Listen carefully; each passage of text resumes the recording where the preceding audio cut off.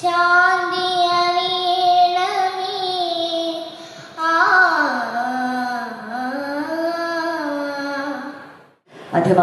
സ്വാഗത പ്രസംഗത്തിനായി നമ്മുടെ general convener Shri Vineesh millennium അവരെ ഇൻവൈറ്റ് ചെയ്യുന്നു. വേദിയിലും സദസ്സിലുമുള്ള എല്ലാവർക്കും എൻ്റെ നമസ്കാരം.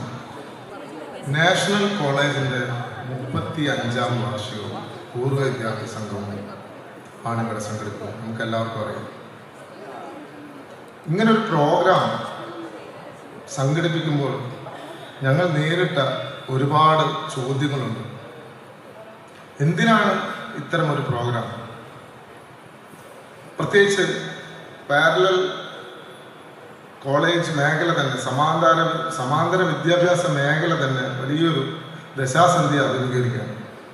അതിൻ്റെ ശരിതെറ്റുകളെക്കുറിച്ച് RS പണിക്കരെ പോലുള്ള വിദ്യാഭ്യാസ വിചക്ഷണന്മാരുണ്ട്, അവർ വിശദമായി പറയും. എനിവേ, സ്വാശ്രയ കോളേജുകളുടെ കടന്നുവരവോട് കൂടിയിട്ട് വലിയൊരു പ്രതിസന്ധി ഈ മേഖലയെ മുൻനിർത്തി ഉപജീവനം നടത്തിയിരുന്ന, ഇത് മാത്രം ഐഡന്റിറ്റിയാക്കി മാറ്റിയിരുന്ന, സമൂഹത്തിലെ എല്ലാ തലത്തിലും മുഖ്യധാരയിൽ തന്നെ പങ്കുവഹിച്ചിരുന്ന ഒരുപാട് പ്രതിഭകളെ വാർത്തെടുത്ത അവരൊക്കെ ഇന്ന് തെരുവിലേക്കെന്ന പോലെ കഴിഞ്ഞ 5-10 വർഷമായി വലിച്ചെറിയപ്പെട്ടിരിക്കുകയാണ്. അതൊരു ഒരിക്കലും ഉത്തരമില്ലാത്ത ചോദ്യമായി, ആരും ഉത്തരം നൽകാതെ അവരിപ്പോഴും ആ പ്രതിസന്ധി അഭിമുഖീകരിച്ചുകൊണ്ടിരിക്കുന്നു. ഇത്തരം ഒരു പ്രതിസന്ധിയിലാണ് സമാന്തര വിദ്യാഭ്യാസ മേഖലയിലെ പൂർവ്വ വിദ്യാർത്ഥികൾ ചേർന്ന് ഒരു പൂർവ്വ വിദ്യാർത്ഥി സംഗമം സംഘടിപ്പിക്കുന്നത്. ഒരു 4 വർഷം മുമ്പ് ഇതിൻ്റെ പ്രഥമ സംഗമം നടന്നാണ്. ആയിരക്കണക്കിന് പേർ 2000-ഓളം പേർ പങ്കെടുത്തിരുന്നു. എനിവേ, ഈ ഒരു പ്രതിസന്ധി ഘട്ടത്തിൽ ഞങ്ങൾ ഇത്തരം ഒരു പരിപാടി നടത്തുന്നത് ഞങ്ങളും മുഖ്യധാരയിലെ വിദ്യാർത്ഥികളെ പോലെ പഠിക്കുന്ന കാലഘട്ടത്തിൽ നേരിട്ട അവഗണനയുടെ തുടർച്ച എന്ന പോലെ ഞങ്ങൾ നേരിട്ട ചോദ്യങ്ങൾക്ക് ഞങ്ങൾ തന്നെ ഉത്തരം നൽകിക്കൊണ്ട് ഒരു ഗംഭീര പ്രോഗ്രാം നടത്തണം എന്ന് ഞങ്ങൾ ആഗ്രഹിച്ചു. അതിൻ്റെ ഭാഗമായാണ് നമ്മൾ ഇത്രയധികം ഒരു വിപുലമായ സംവിധാനങ്ങൾ നടത്തണം എന്നുള്ളൊരു നിശ്ചയദാർഢ്യത്തോടുകൂടിയിട്ട് ഈ പരിപാടിയിലേക്ക് കടന്നത്. എനിവേ, ഞാൻ എൻ്റെ കർത്തവ്യത്തിലേക്ക് കടക്കുകയാണ്. ഈ ഒരു സംരംഭത്തിന് ഞങ്ങൾ പറഞ്ഞപ്പോൾ തന്നെ വലിയൊരു സന്തോഷത്തോടെ ഈ പ്രോഗ്രാമിന് വരാമെന്ന് സംബന്ധിച്ച ഒരുപാട് തിരക്കുകൾക്കിടയിലും അതൊക്കെ മാറ്റിവെച്ചെന്ന്, ഒരുപാട് കല്യാണങ്ങൾക്കുണ്ടെന്ന് പറഞ്ഞു മാറ്റിവെച്ച് ഇവിടെ എത്തിച്ചേർന്ന ബഹുമാനപ്പെട്ട MLA തോട്ടത്തിൽ രവീന്ദ്രൻ സാറിനെ ഞാൻ സ്വാഗതം ചെയ്യുന്നു. അതുപോലെ തന്നെ ഇന്ന് പുതിയ തലമുറ സിനിമയായി മാറിയ കാതൽ, ഈ കാതൽ സിനിമ ഇന്ന് വലിയൊരു ട്രാൻസ്ജെൻഡറായിട്ട് മാറിയിരിക്കുകയാണ്. കാലത്തിന് മുമ്പേ പിറന്ന പക്ഷിയായി ആ സിനിമയെ എല്ലാവരും വിശേഷിപ്പിക്കുന്നു. ആ സിനിമയിൽ മുഖ്യ കഥാപാത്രത്തെ അവതരിപ്പിച്ച കാതൽ ശ്രുതിയെ ഞാൻ സ്വാഗതം ചെയ്യുന്നു.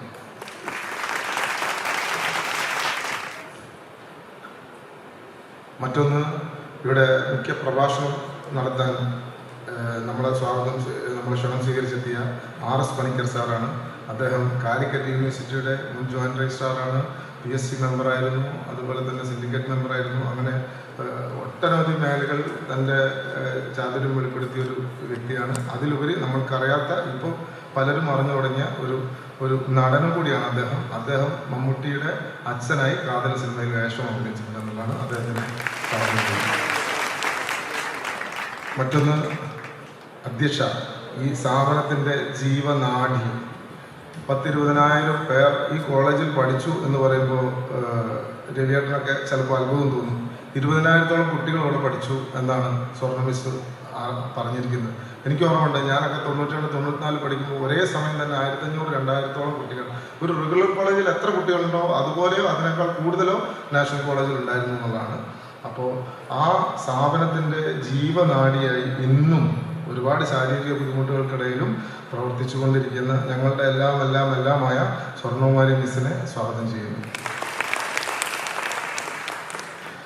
അതുപോലെ സ്വർണ്ണകുമാരി മിസ് നാഷണൽ കോളേജിൻ്റെ ജീവനാഡിയാണെങ്കിൽ അതിൻ്റെ സ്രഷ്ടാവ് ഒരേ ഒരാളാണ്. അത് നാഷണൽ കോളേജിൻ്റെ സ്ഥാപകനായ മുഹമ്മദ് അഷ്റഫ് സാറാണ്. മുഹമ്മദ് അഷ്റഫ് സാറിനെ ഞാൻ സഹൃദയം അവരിൽ ഒതുക്കാൻ പറ്റില്ല.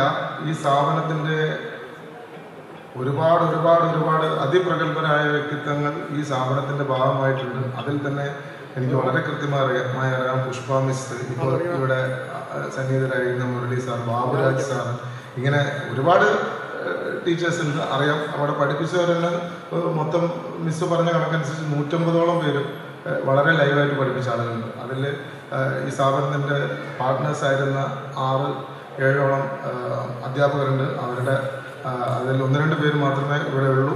എങ്കിലും അവരുടെ അസാന്നിധ്യത്തിൽ ഞാൻ അവരെയും കൂടി ഈ ഒരു പരിപാടിയിലേക്ക് സ്വാഗതം ചെയ്യുകയാണ്. അവരെത്തിച്ചേരുമെന്ന് പ്രതീക്ഷിക്കുന്നു. അതുപോലെ സുരേഷ് അകൻ ഈ കോളേജിലെ പൂർവ്വ അധ്യാപകൻ കൂടിയാണ്. ദേശാഭിമാനിയുടെ കേരള സർക്കുലേഷൻ മാർക്കറ്റിംഗ് മാനേജറുடன் അദ്ദേഹം എത്തിച്ചേർന്നിട്ടില്ല.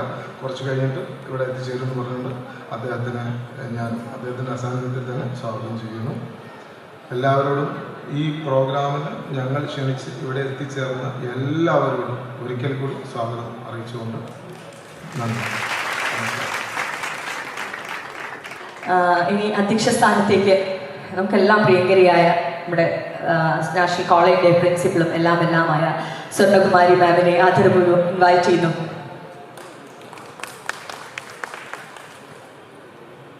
നമ്മളെ ക്ഷണം അനുസരിച്ചിട്ട് ഇവിടെ എത്തിയിട്ടില്ല ശ്രീ തോട്ടത്തിലെ രവീന്ദ്രൻ സാറിനെ നിങ്ങൾക്ക് എല്ലാവർക്കും അറിയുണ്ടാവും. സാർ നമ്മളുടെ കോളേജിലേക്ക് തന്നെ നിറയെ കുട്ടികളുണ്ടാവുന്ന സമയത്ത് തന്നെ കുറേ പ്രാവശ്യം കോളേജിലെ ഇനോഗ്രേറ്റ് ചെയ്യാൻ വന്നിട്ടുണ്ട്. അങ്ങനെ ആ മുഖം നല്ലൊരു പരിചയമുള്ള മുഖമാണ്. അപ്പോൾ പുറത്തുനിന്ന് എവിടെ വെച്ച് കണ്ടാലും സാർ എന്നോട് ചിരിക്കും. പക്ഷെ സാറിനോട് ആരെങ്കിലും ചോദിക്കാൻ അത് ആരാ ചിരിക്കുന്ന ആളെന്ന് ചോദിച്ചാൽ ചിലപ്പോൾ സാറിന് അറിയുണ്ടാവില്ല. പക്ഷേങ്കിൽ ഞങ്ങൾക്ക് നന്നായിട്ട് അങ്ങോട്ടും ഇങ്ങോട്ടും പരിചയമുള്ളതാണ് സാറിനെ സന്തോഷപൂർവ്വം ഞങ്ങളുടെ ഈ അതിലേക്ക് ഞങ്ങൾ സ്വാഗതം ചെയ്യുകയാണ്. പിന്നെ അടുത്തതായിട്ട് നാഷണൽ കോളേജിൻ്റെ ജീവനാഡി എന്നൊക്കെ വിനീഷ് പറഞ്ഞു. പക്ഷെ ഞാനല്ല, നമ്മൾ സാറിൻ്റെ അടുത്തിരിക്കുന്ന അശ്വത് സാറാണ്. സാറില്ലായിരുന്നെങ്കിൽ ഇങ്ങനെയുള്ളൊരു നാഷണൽ കോളേജ് ഉണ്ടാവുമായിരുന്നില്ല. സാറും അതേപോലെ 1987 ഞങ്ങളെല്ലാവരും വിശ്വഭാരതിയിൽ വർക്ക് ചെയ്തുകൊണ്ടിരിക്കുമ്പോൾ ഒരു പ്രത്യേകത സാഹചര്യത്തിൽ അവിടെ നിർത്തേണ്ടി വന്നു. ആ സമയത്ത് അപ്പോഴുണ്ടായിരുന്നു ഫൈനൽ ഇയർ സ്റ്റുഡൻസ് സാർ എവിടെയാണോ പോകുന്നത് ഒരു പിടിയ മുറിയിലായാലും മതി, ചെറിയൊരു മുറിയിനുള്ളിൽ ഞങ്ങൾ കുറച്ച് പേരുണ്ട്, സാർ അവിടെ വന്ന് ഞങ്ങളെ പഠിപ്പിക്കണം, അല്ലാതെ സാർ ഞങ്ങളെ വിട്ടേച്ച് പോകരുത് നമ്മുടെ കാല് പിടിക്കുന്ന പോലെ പറഞ്ഞുകൊണ്ട് മാത്രം ഉണ്ടായതാണ്. അവർ കുറേ പേര് ഇന്നലെ ഗൾഫിൽ നിന്ന് നല്ലൊരു മെസ്സേജൊക്കെ ബക്കറയിൽ എഴുതിയിട്ടുണ്ട്. സ്ഥാപക ബാച്ച് പറഞ്ഞിട്ടാണ് അവർ റെപ്രസെന്റ് ചെയ്തത്. അപ്പോൾ അത് സാർ കുറച്ച് കാലം കൊണ്ട് നടന്ന് സാറിന് പിന്നെ അത് നീട്ടിക്കൊണ്ടുപോകാൻ ബുദ്ധിമുട്ടായതുകൊണ്ട് അന്ന സമയത്ത് ഞങ്ങളുടെ കൂടെ ഉണ്ടായിരുന്ന എല്ലാവരെയും വെറുതെ ഫ്രീ ആയിട്ട് ഞങ്ങളുടെ കയ്യിൽ ഏൽപ്പിച്ച്, അതായത് ഒരു ദാനം കിട്ടിയ നാഷണൽ കോളേജാണ്. ദാനം കിട്ടിയ പശുവിൻ്റെ പല്ല് കുറേ പേർക്ക് എണ്ണി, അത് വേറെ കാര്യം. പക്ഷേ ആ ദാനത്തിന് ഞാൻ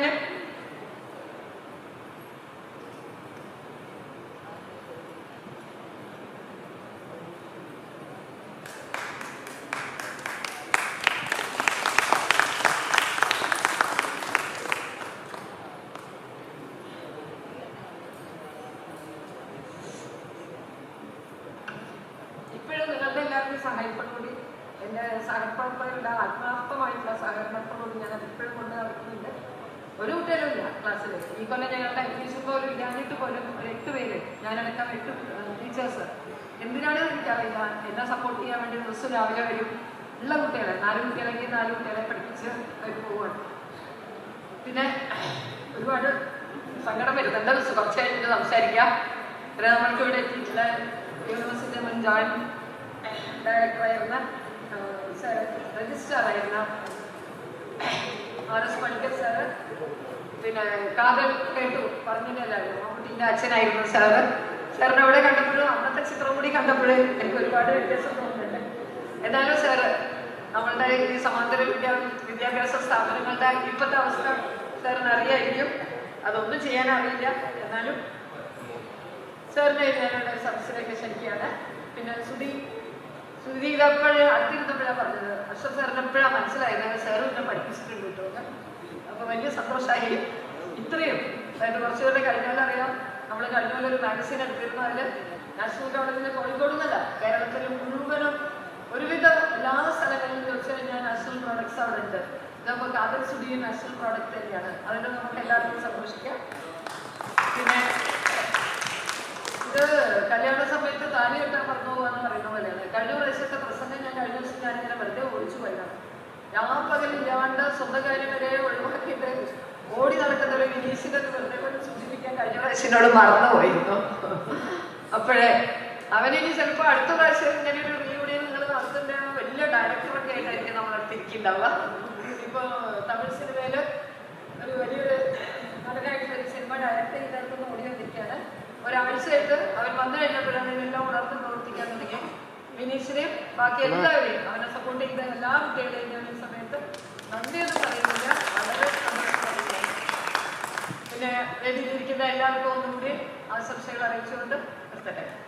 പിന്നെ ഒരു സെക്കൻഡ് കൂടി നമ്മളുടെ അടുത്തിരിക്കുന്ന ഇയാൾ ലക്ഷ്മി, നമ്മളുടെ പ്രിയപ്പെട്ട മോള് പറഞ്ഞോള്, അവളുടെ അച്ഛൻ മരണപ്പെട്ടിട്ട് ഇന്നത്തേക്ക് 8ാമത്തെ ദിവസമായിട്ടാണ്. പക്ഷെങ്കിലും ടീച്ചർ വിളിച്ചുകൊണ്ട് മാത്രം ആങ്കർ ചെയ്യാൻ വേണ്ടിയിട്ട് അവിടെ വന്നതാണ് കേട്ടോ. Thank you miss.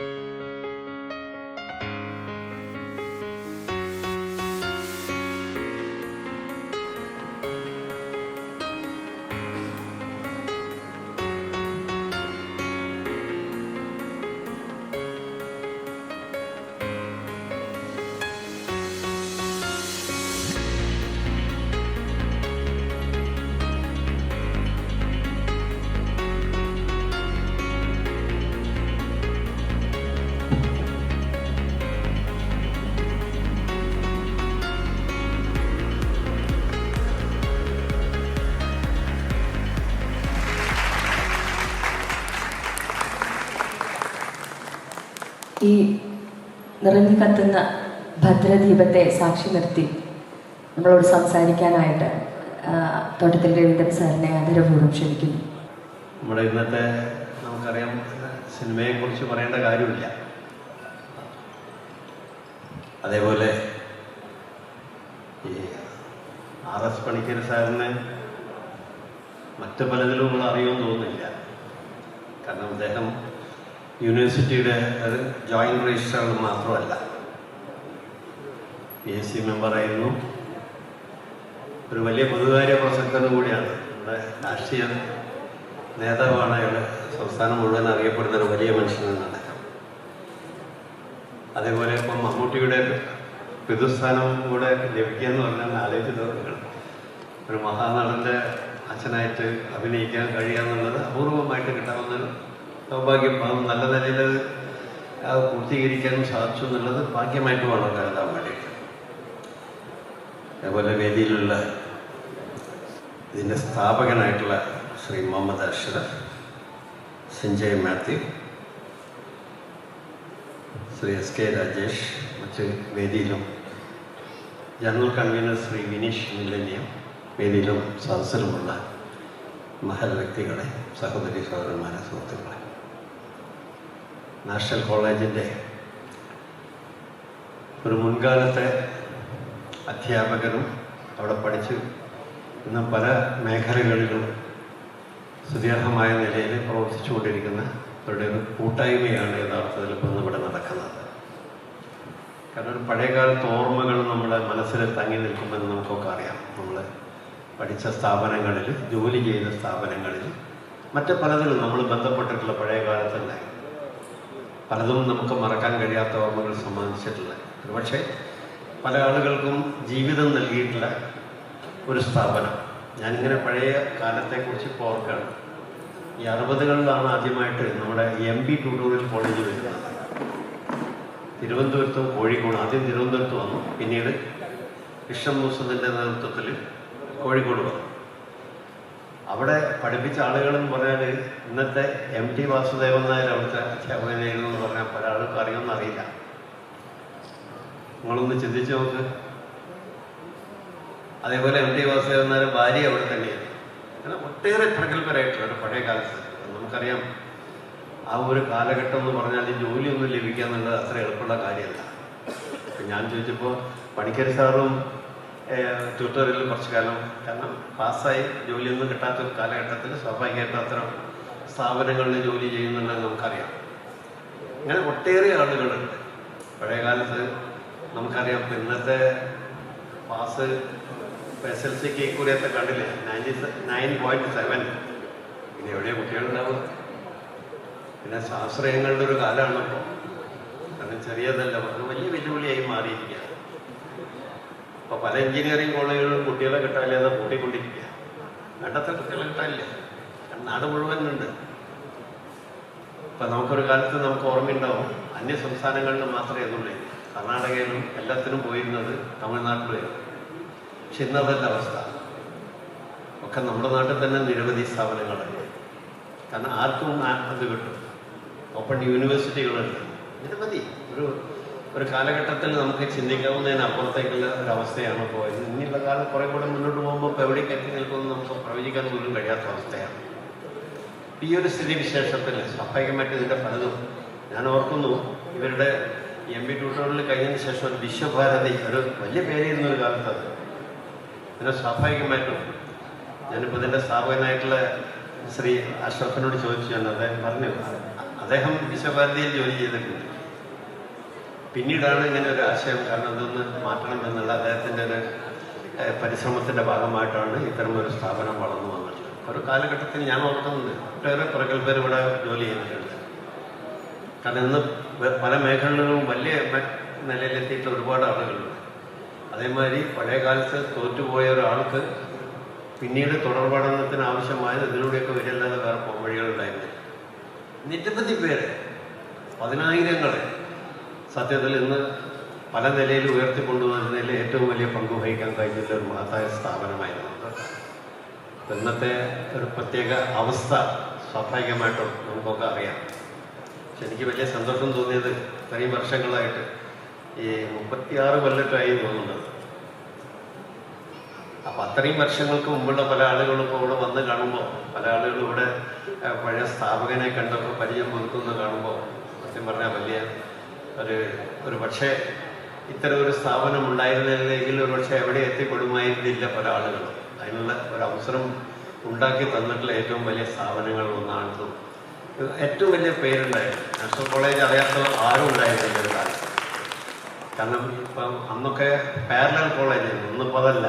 അതൊക്കെ പോയിപ്പോൾ നമുക്ക് ഇപ്പം പറഞ്ഞിട്ട് കാര്യമില്ല. മാറ്റങ്ങൾ ഇനിയിപ്പോൾ കുറച്ചു കാലം കൂടെ കഴിയുമ്പോൾ എന്തൊക്കെ മാറ്റം ഉണ്ടാവും പോകണം നമുക്ക് പ്രവചിക്കാൻ കഴിയാത്ത അത്രയും മാറിക്കൊണ്ടിരിക്കുന്നത് എല്ലാ മേഖലകളിലും ചിന്തിക്കാൻ പറ്റില്ല. ഇനിയിപ്പോൾ ഞാൻ ചിലപ്പോൾ ആലോചിക്കലുണ്ട്, സ്കൂളുകൾ തന്നെ ഇങ്ങനെ വേണ്ടി വരുമെന്ന് പറയാൻ കഴിയില്ല. കാരണം ഇപ്പോൾ ഓൺലൈൻ പഠനം ഇപ്പം നമുക്ക് കണ്ടില്ലേ, ഇപ്പോൾ ഈ കോവിഡൊക്കെ വന്നപ്പോൾ ആരും സ്കൂളിൽ പോയിരുന്നില്ലല്ലോ. ഓൺലൈനിൽ ഇപ്പോൾ പല സ്ഥലത്തും അങ്ങനെയാണ്. ഇപ്പോൾ വിദേശ രാജ്യങ്ങളിലൊക്കെ നിരവധി ഉണ്ട് ഇങ്ങനത്തെ. ഇനിയിപ്പം നമ്മുടെ നാട്ടിലിപ്പം മാറിക്കൊണ്ടിരിക്കുകയാണ്. കാരണം കുറച്ചു കാലം കഴിയുമ്പോൾ സ്വാഭാവികമാണെന്നൊക്കെ ഈ തൊഴിലവസരങ്ങൾ പല നിലയിലും കുറയും എന്നുള്ളത് നമ്മളിപ്പോൾ ഈ ഫയലാക്കുകയാണ്. ഇപ്പോൾ നിങ്ങൾ കണ്ടെത്താവും. കാരണം ഓഫീസുകളിൽ പഴയ മാതിരി ഇത്രയും പണ്ട് ഗുമസ്തനെയൊന്നും ക്ലാർക്കല്ല.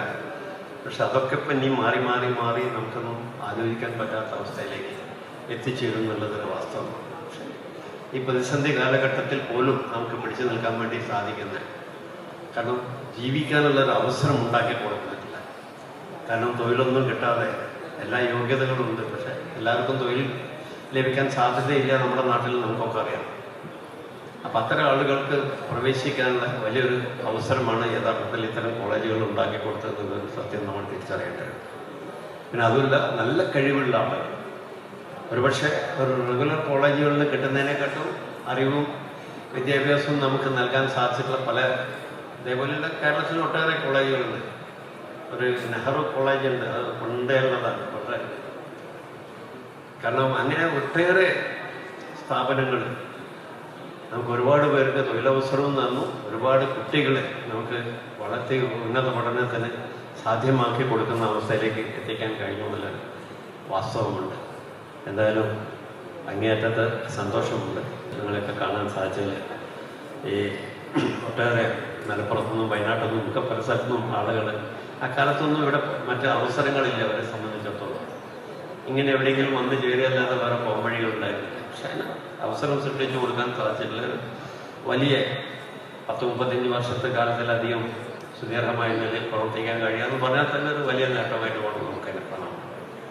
തീർച്ചയായിട്ടും ഈ മഹത്തായ സ്ഥാപനത്തെ ഞാൻ പ്രത്യേകം ഒന്ന് കൂടുതൽ കരുത്തോടുകൂടി മുന്നോട്ട് പോകാൻ നമുക്ക് സാധിക്കട്ടെ. ആർക്കെങ്കിലും നാട്ടിലെ അവസരങ്ങൾ ഇല്ലാതെ പോയിട്ടുണ്ടെങ്കിൽ അവർക്ക് ഉണ്ടാക്കി കൊടുക്കാനുള്ള വലിയൊരു സന്ദർഭമാണ് യഥാർത്ഥത്തിൽ ഇതിലൂടെ നൽകാൻ സാധിക്കുന്നത്. തീർച്ചയായിട്ടും നിങ്ങൾക്ക് എല്ലാവർക്കും ആയുരാരോഗ്യ സൗഖ്യം നടന്നുകൊണ്ട് ഈ നാഷണൽ കോളേജ് കൂടുതൽ കരുത്തോടുകൂടി മുന്നോട്ട് പോകാൻ സാധിക്കട്ടെ എന്ന് ആത്മാർത്ഥമായി ആശംസിച്ചുകൊണ്ട് വളരെ സന്തോഷപൂർവ്വം ഈ റീയൂണിയൻ 2024 വളരെ സന്തോഷപൂർവ്വം നിങ്ങളുടെയൊക്കെ അനുഭവത്തോടു കൂടി ഉദ്ഘാടനം ചെയ്തതായി അറിയിച്ചുകൊണ്ട് thank you sir. National college നൽകുന്ന ഒരു സ്നേഹോപഹാരം സാറിന് സമർപ്പിക്കുന്നതിനായി നമ്മുടെ നാഷണൽ കോളേജിൻ്റെ സ്ഥാപകനും നമുക്ക് എല്ലാവർക്കും പ്രിയങ്കരനായ ശ്രീ മുഹമ്മദ് അഷ്റഫ് സാറിനെയും സ്വർണ്ണ മാമിനെയും ഇൻവൈറ്റ് ചെയ്യുന്നു.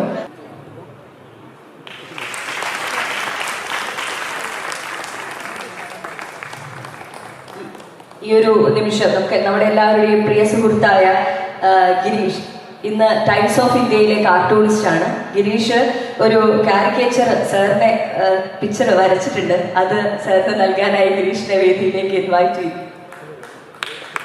ഗിരീഷ് എനിക്ക് തോന്നുന്നു സാർ ഇവിടെ ഇരിക്കുന്ന സമയത്ത് അവിടുന്ന് വരയ്ക്കായിരുന്നത്. ഇവിടുത്തെ പൂർവ്വ വിദ്യാർത്ഥിയാണ്. ഇത് ഞങ്ങൾ സാറിന് സമർപ്പിക്കുന്നു സർ.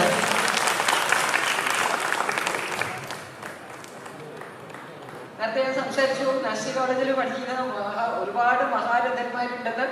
അതിലുള്ള ഒരാളാണിത്. ടൈംസ് ഓഫ് ഇന്ത്യയിലെ കാർട്ടൂണിസ്റ്റ് ആണ് ഗിരീഷ്. പിന്നെ നാഷണൽ ലെവലിൽ അവാർഡൊക്കെ കിട്ടിയ കക്ഷിയാണ്. അപ്പൊ നല്ലൊരു കൈയടി ഗിരീഷിന് കൊടുക്കുക. അത് വന്നതിന് ശേഷം സാറിന്റെ കാരിക്കേച്ചർ വരച്ചതാണ്. ഇനി ആർക്ക് വേണമെങ്കിലും അവനത് വരച്ചു തരും. റെഡിയായ ആൾക്കാർ അവനടുത്ത് പറഞ്ഞാൽ മതി. Okay, thank you ma'am. ഇനി നമ്മൾ ഈ വേദിയിൽ ഒരു ആദരവ് നൽകുകയാണ്. നമ്മുടെ എല്ലാവരുടെയും അധ്യാപകനാണ്. 40 ശരിക്കും പറഞ്ഞാൽ 40 വർഷത്തെ കലാജീവിതം അദ്ദേഹത്തിന് ഞങ്ങൾ ഒരു ആദരവ് നൽകുന്നു. ആദരണീയനായ നമ്മുടെ മാഷ് ശ്രീ ചന്തു ബാബുരാജ് അവരുടെ വേദിയിലേക്ക് ക്ഷണിക്കുന്നു. Sir please. ഈ ആദരവ് നൽകുന്നത് നമ്മുടെ ആദരണീയനായ തോട്ടത്തിൽ രവീന്ദ്രൻ സാറാണ്. ചന്തു സാറിന് ഒരു നല്ലൊരു കയ്യടി നമ്മുടെ മാം പറഞ്ഞതുപോലെ തന്നെ. Sir please.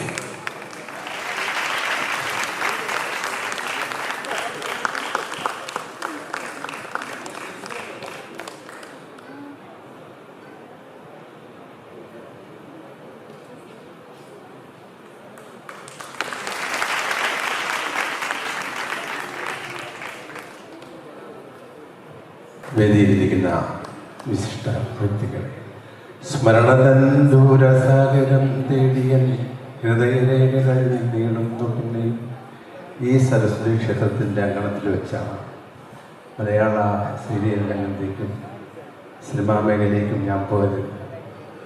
അന്ന് എനിക്ക് സ്വർണ്ണ ടീച്ചർ എൻ്റെ മാസ ശമ്പളത്തിൻ്റെ ഒരു തുക ഞാൻ മുന്നേ ചോദിച്ചു. ടീച്ചർ യാതൊരു സങ്കോചവും കൂടാതെ അതെൻ്റെ കയ്യിൽ ഏൽപ്പിച്ചു. ഞാൻ പണമായിട്ടാണ് പരശുരാമൻ പോയി അഭിനയിച്ചു. ഇപ്പോഴും ഞാൻ ലൈവായി പോയിക്കൊണ്ടിരിക്കുന്ന സീരിയലും സിനിമയിലൊക്കെ ഉണ്ട്. ഈ സരസ്വതി ക്ഷേത്രത്തിൽ എൻ്റെ സഹപ്രവർത്തകരും എൻ്റെ വിദ്യാർത്ഥി സമ്പത്തും എനിക്ക് തന്ന ഒരുപാട് പ്രചോദനം. മക്കളെ പഠിപ്പിക്കുന്നതോടൊപ്പം തന്നെ അവരിൽ നിന്ന് പലതും നമുക്ക് കിട്ടിയതാണ്. ഈ വേദിയിൽ ഇപ്പം ഇത് ഏറ്റുവാങ്ങാൻ എന്ന് പറയുന്നത് സർവേശ്വരനോട് നമ്മൾ സദസ്സനായതുകൊണ്ട് നന്ദി, നമസ്കാരം.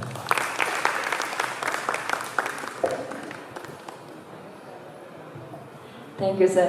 ഇനി മറ്റൊരു സന്തോഷകരമായ കാര്യം നിങ്ങളോട് പറയാനുള്ളത്, നമ്മൾ നാഷണൽ കോളേജ് ഈ മോണ്ടിസറി ക്ലാസ്സുകൾ അതുകൂടി നടത്താൻ തീരുമാനിച്ചിരിക്കുകയാണ്.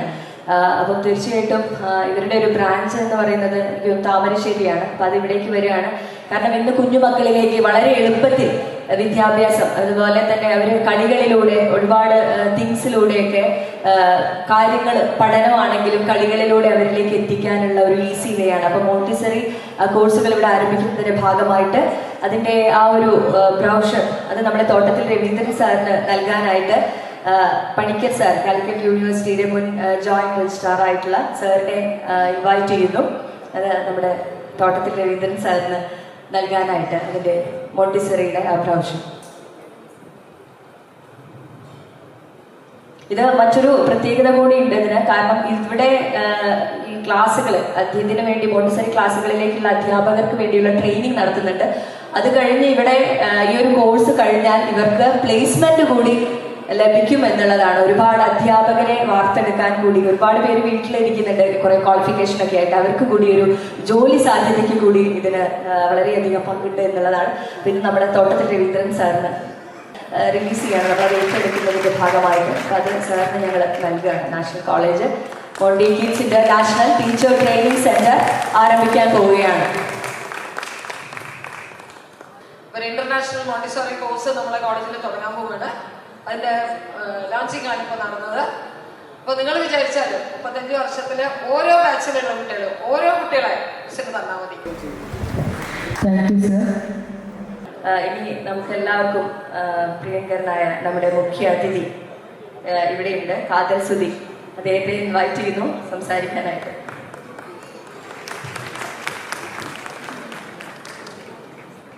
വേദിയിലെ അധ്യക്ഷ സ്വർണ്ണവാരി മേനം, ഉദ്ഘാടകൻ ശ്രീ ബഹുമാനപ്പെട്ട MLA തോട്ടത്തിൽ രവീന്ദ്രൻ സാറ്, സുരക്ഷേട്ടൻ എത്തിയിട്ടില്ലെന്നും ശ്രീഞ്ഞത്തൊന്നും കേട്ടു.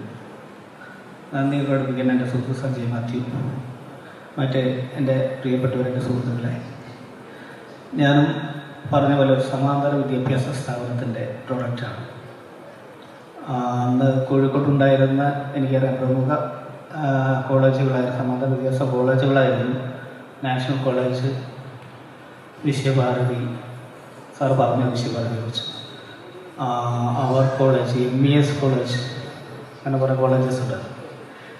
അതിൽ വിശ്വഭാരതിയിലായിരുന്നു ഞാൻ പഠിച്ചിറങ്ങിയത്. മാത്സ് ആയിരുന്നു സബ്ജക്റ്റ്. ഞാൻ അന്നുണ്ടായിരുന്ന ഇപ്പോൾ സ്വർണ്ണകുമാരി മാഡത്തിനെ കുറിച്ച് ഞാൻ വരുമ്പം തന്നെ കേട്ടു. അപ്പം സ്വർണ്ണകുമാരി മാഡത്തിനെ പോലെ അവിടെ ഒരു മേരി മിസ് ഉണ്ടായിരുന്നു, മേരി മാഡം. ഞാൻ ചോദിച്ചു, മാഡത്തിനോട് ചോദിച്ചു, മേരി മാഡം ഇപ്പോൾ എവിടെയാണെന്ന്. അപ്പം ഉച്ചയ്ക്ക് ഇങ്ങോട്ട് വരുമെന്ന് പറഞ്ഞു. കാണാൻ സാധിക്കില്ല, അപ്പം കാണണമെന്നുണ്ടായിരുന്നു. അന്ന് അതേപോലെ നമ്മൾ കോളേജിൽ വരും. എനിക്ക് അന്ന് റെഗുലർ കോളേജിൽ കിട്ടുമായിരുന്നിട്ട് ഞാൻ സമാന്തര കോളേജിൽ വന്നത്. കുറച്ച് വെയിറ്റ് ചെയ്യേണ്ടി വരുന്നു, പക്ഷെ ഞാൻ സമാന്തര കോളേജിൽ വന്ന് പഠിച്ചതാണ്. ഒന്നുമില്ല, അവരുടെ സിനിമയുടെ കാണാനുള്ള പൂതിക്ക് അന്ന് SM കോളേജിലായിരുന്നു എനിക്ക് അഡ്മിഷൻ കിട്ടാൻ ചാൻസ് ഉണ്ടായിരുന്നു. അപ്പോൾ ഞാൻ സിനിമ കാണുന്നില്ല, അന്ന് കോഴിക്കോട്ടാണ് സിനിമകൾ ഇറങ്ങാറുള്ളത്. അപ്പോൾ ഉച്ച വരെ ഈ കോളേജിൽ വെച്ച് ഉച്ചയ്ക്ക് ശേഷം സിനിമ കാണാനുള്ളൊരു സ്പേസ് ആയിട്ടായിരുന്നു ഞാൻ അന്ന് കണ്ടിരുന്നത്. അതുകൊണ്ട് തന്നെ പഠിപ്പൊക്കെ കൂടായിരുന്നു. എങ്ങനെയെങ്കിലുമൊക്കെ ക്ലാസ്സിലിരിക്കും, പിന്നെ ഉച്ചയ്ക്ക് ശേഷം എങ്ങനെയെങ്കിലും പൈസയൊക്കെ ഉണ്ടാക്കിയിട്ട് സിനിമ കാണാൻ പോകും. അങ്ങനെ ക്ലാസ്സസിൽ ഒന്ന് കൃത്യമായിട്ട് കയറാതൊക്കെ വന്നപ്പോൾ മാത്സ് ആയതുകൊണ്ട് മാത്സ് കുറച്ച് മോശമായി തുടങ്ങിയപ്പോഴാണ് ഞാൻ നല്ലൊരു സാറുണ്ട് ഇവരൊക്കെ ട്യൂഷന് പോകുന്നത്. അങ്ങനെ ഒരു സാറിനെ കുറിച്ച് ഞാൻ കേട്ടു. ആ സാറിൻ്റെ പേരാണ് അഷ്റഫ് സാർ. അഷ്റഫ് സാറ് ഞാൻ സത്യം പറഞ്ഞാൽ എനിക്ക് അവിടെ ഇരിക്കുമ്പോൾ മനസ്സിലായില്ല, ഇങ്ങോട്ട് കയറുമ്പോഴാണ് അഷ്റഫ് സാർ എനിക്ക് കറക്റ്റ് കിട്ടിയത്. അതാണ് ഞാൻ നേരത്തെ അഷ്റഫ് സാറിനോട് ഈ കാര്യം പറയാറുണ്ട്. അപ്പോൾ ഇവിടെ ഇരുന്നപ്പോഴാണ് എനിക്ക് മനസ്സിലാവും അന്നത്തെ സാറാണുള്ളത്. കാരണം കൂടുതൽ കാലം ഞാൻ പോയിട്ടില്ല.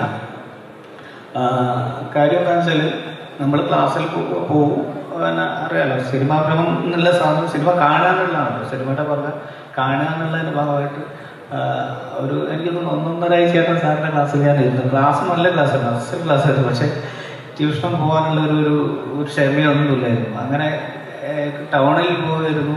ടൗണിൽ തുക നമ്മൾ തിയേറ്ററിൽ കൊടുക്കേണ്ട തുക ഭയങ്കര തുകയായത് കാരണം നമ്മളെ സംബന്ധിച്ച് വലിയ തുകയായിരുന്നു ആ സമയത്ത്, അറിയാലോ സ്റ്റുഡൻസിനെ സംബന്ധിച്ച്. പിന്നെ ബാലുശ്ശേരി ആണ് എൻ്റെ സ്വദേശം. ബാലുശ്ശേരിക്ക് എത്തി, ഈ STO കൊടുത്ത് ബാലുശ്ശേരി എത്തി. 5 രൂപയുടെ ടിക്കറ്റ് എപ്പോഴും അവിടെയാണ് ഉള്ളത്. ഏറ്റവും ഫ്രണ്ട് റോയിൽ 5 രൂപ ടിക്കറ്റ് എടുത്ത് അങ്ങനെയാണ് സിനിമ കണ്ടുകൊണ്ടിരുന്നത്. അപ്പോൾ അങ്ങനെയൊക്കെയുള്ള ഭാഗമായിട്ട് എൻ്റെ വെടുപ്പ് കൊള്ളാതെ അത് സമാന്തര വിദ്യാഭ്യാസ സ്ഥാപനത്തിൻ്റെ ഇതാണെന്ന് പറഞ്ഞു. അപ്പം ഇപ്പോഴാണ് ഞാനും ഇത്ര അറിയില്ല. നാഷണൽ കോളേജ് ഇപ്പോഴും നിലനിൽക്കുന്നു പറഞ്ഞാൽ ഭയങ്കര സന്തോഷം. ആ ടീച്ചർ ഏകദേശം 36 വർഷം എന്ന് പറഞ്ഞു. വലിയ വിശ്വഭാരതി ഇപ്പോൾ ഉണ്ടോയെന്ന് അറിയില്ല. വിശ്വഭാരതി ഇപ്പോൾ ഉണ്ടോയെന്ന് അറിയില്ല. ഉണ്ടോ? ഇല്ല, വിശ്വഭാരതി ഇല്ല.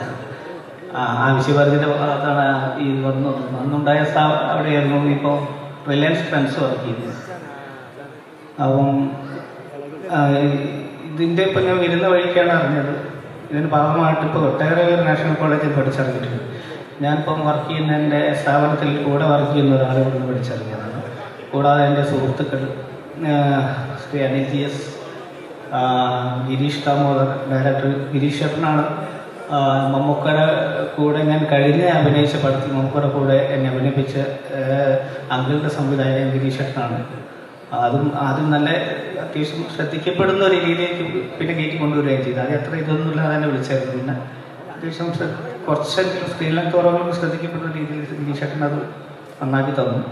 അനിയേട്ടനെ കുറിച്ച് പറയുകയാണെങ്കിൽ ഇതേപോലെ എൻ്റെ സീരിയൽ അഭിനയത്തിലേക്ക് ഇങ്ങനെ സ്ക്രീൻ അഭിനയത്തിലേക്ക് താല്പര്യമുള്ള പുറത്തിറങ്ങി ഇങ്ങനെ ചെറിയ ചെറിയ വേഷങ്ങൾ ചെയ്ത് സിനിമയിൽ നിൽക്കുമ്പോൾ സീരിയലിലോട്ട് തന്നെ വിളിക്കുകയും ആ സമയത്ത് എനിക്ക് പോകാൻ സാധിക്കുകയും പിന്നെ ഞാൻ പോകാൻ റെഡിയായ സമയത്ത് എനിക്ക് ഒരു 4 ദിവസത്തിനുള്ളിൽ സീരിയലിലേക്ക് എൻട്രി തന്ന് സൂര്യ ടി വിയിൽ കുറേ കാലം അങ്ങനെ സപ്പോർട്ട് ചെയ്ത മനുഷ്യരാണ് ശ്രീ അനിൽ GS. ബോബിയേട്ടൻ എഡിറ്റ് ലാൻഡ് സ്റ്റുഡിയോ അറിയാം. ബോബിയേട്ടൻ ഇവിടുത്തെ പ്രൊഡക്റ്റാണ്. ബോബിയേട്ടൻ്റെ സ്റ്റുഡിയോയിലായിരുന്നു നമ്മുടെ ഡബ്ബിങ് നടന്നുകൊണ്ടിരുന്നത്. അപ്പോൾ ബോബിയേട്ടനായിട്ട് ഭയങ്കര ഇതാണ്.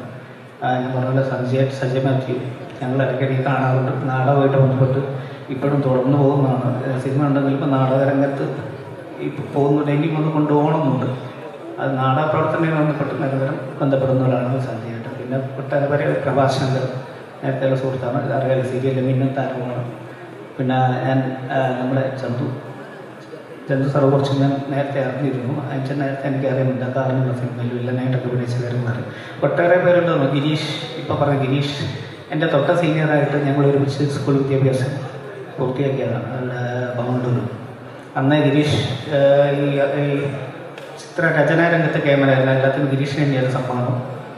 ഞാൻ ഈ പറഞ്ഞ മോണോക്ട് നാടകം അങ്ങനെ ഒട്ടേറെ പേരുണ്ടെന്ന്. ഒട്ടേറെ പേരെ ഭാരതത്തെ വലിയൊരു വിദ്യാഭ്യാസ സ്ഥാപനം നാഷണൽ കോളേജ്.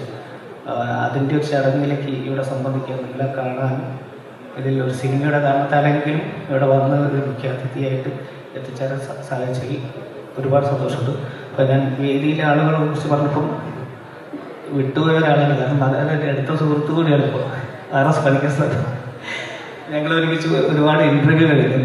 പുള്ളി ഇതിലുണ്ട് എന്നുള്ള ഞാൻ നോട്ടീസ് കണ്ടപ്പോഴാണ് അറിയുന്നത്. കഴിഞ്ഞ ദിവസം ഞങ്ങൾ സംസാരിച്ചപ്പം ഇതിൽ ക്ലാരിറ്റി കിട്ടിയിരുന്നില്ല ഞാൻ സംസാരിച്ചപ്പോൾ. അപ്പം സാറിൻ്റെ ഇപ്പം പിന്നെയും ഇങ്ങനെ ഒരു വേദി നിൽക്കാൻ സാധിച്ചാൽ ഒരുപാട് സന്തോഷം. എന്നെ ഈ ചടങ്ങിലേക്ക് വിളിച്ച് ഇങ്ങനെ ഒരു ആദരണീയ സ്ഥാനം തന്നതിന് ഇതിൻ്റെ എല്ലാ സംഘാടകരോടും ബാക്കിയുള്ള എൻ്റെ സുഹൃത്തുക്കളോടും ഞാൻ നന്ദി പറയുന്നു. Thank you so much.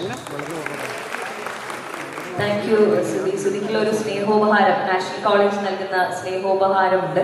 അത് സമർപ്പിക്കുന്നതിനായി നമ്മുടെ നാഷണൽ കോളേജിന്റെ സ്ഥാപകൻ ശ്രീ മുഹമ്മദ് അഷ്റഫ് അവരെ ഇൻവൈറ്റ് ചെയ്യുന്നു. Sir please.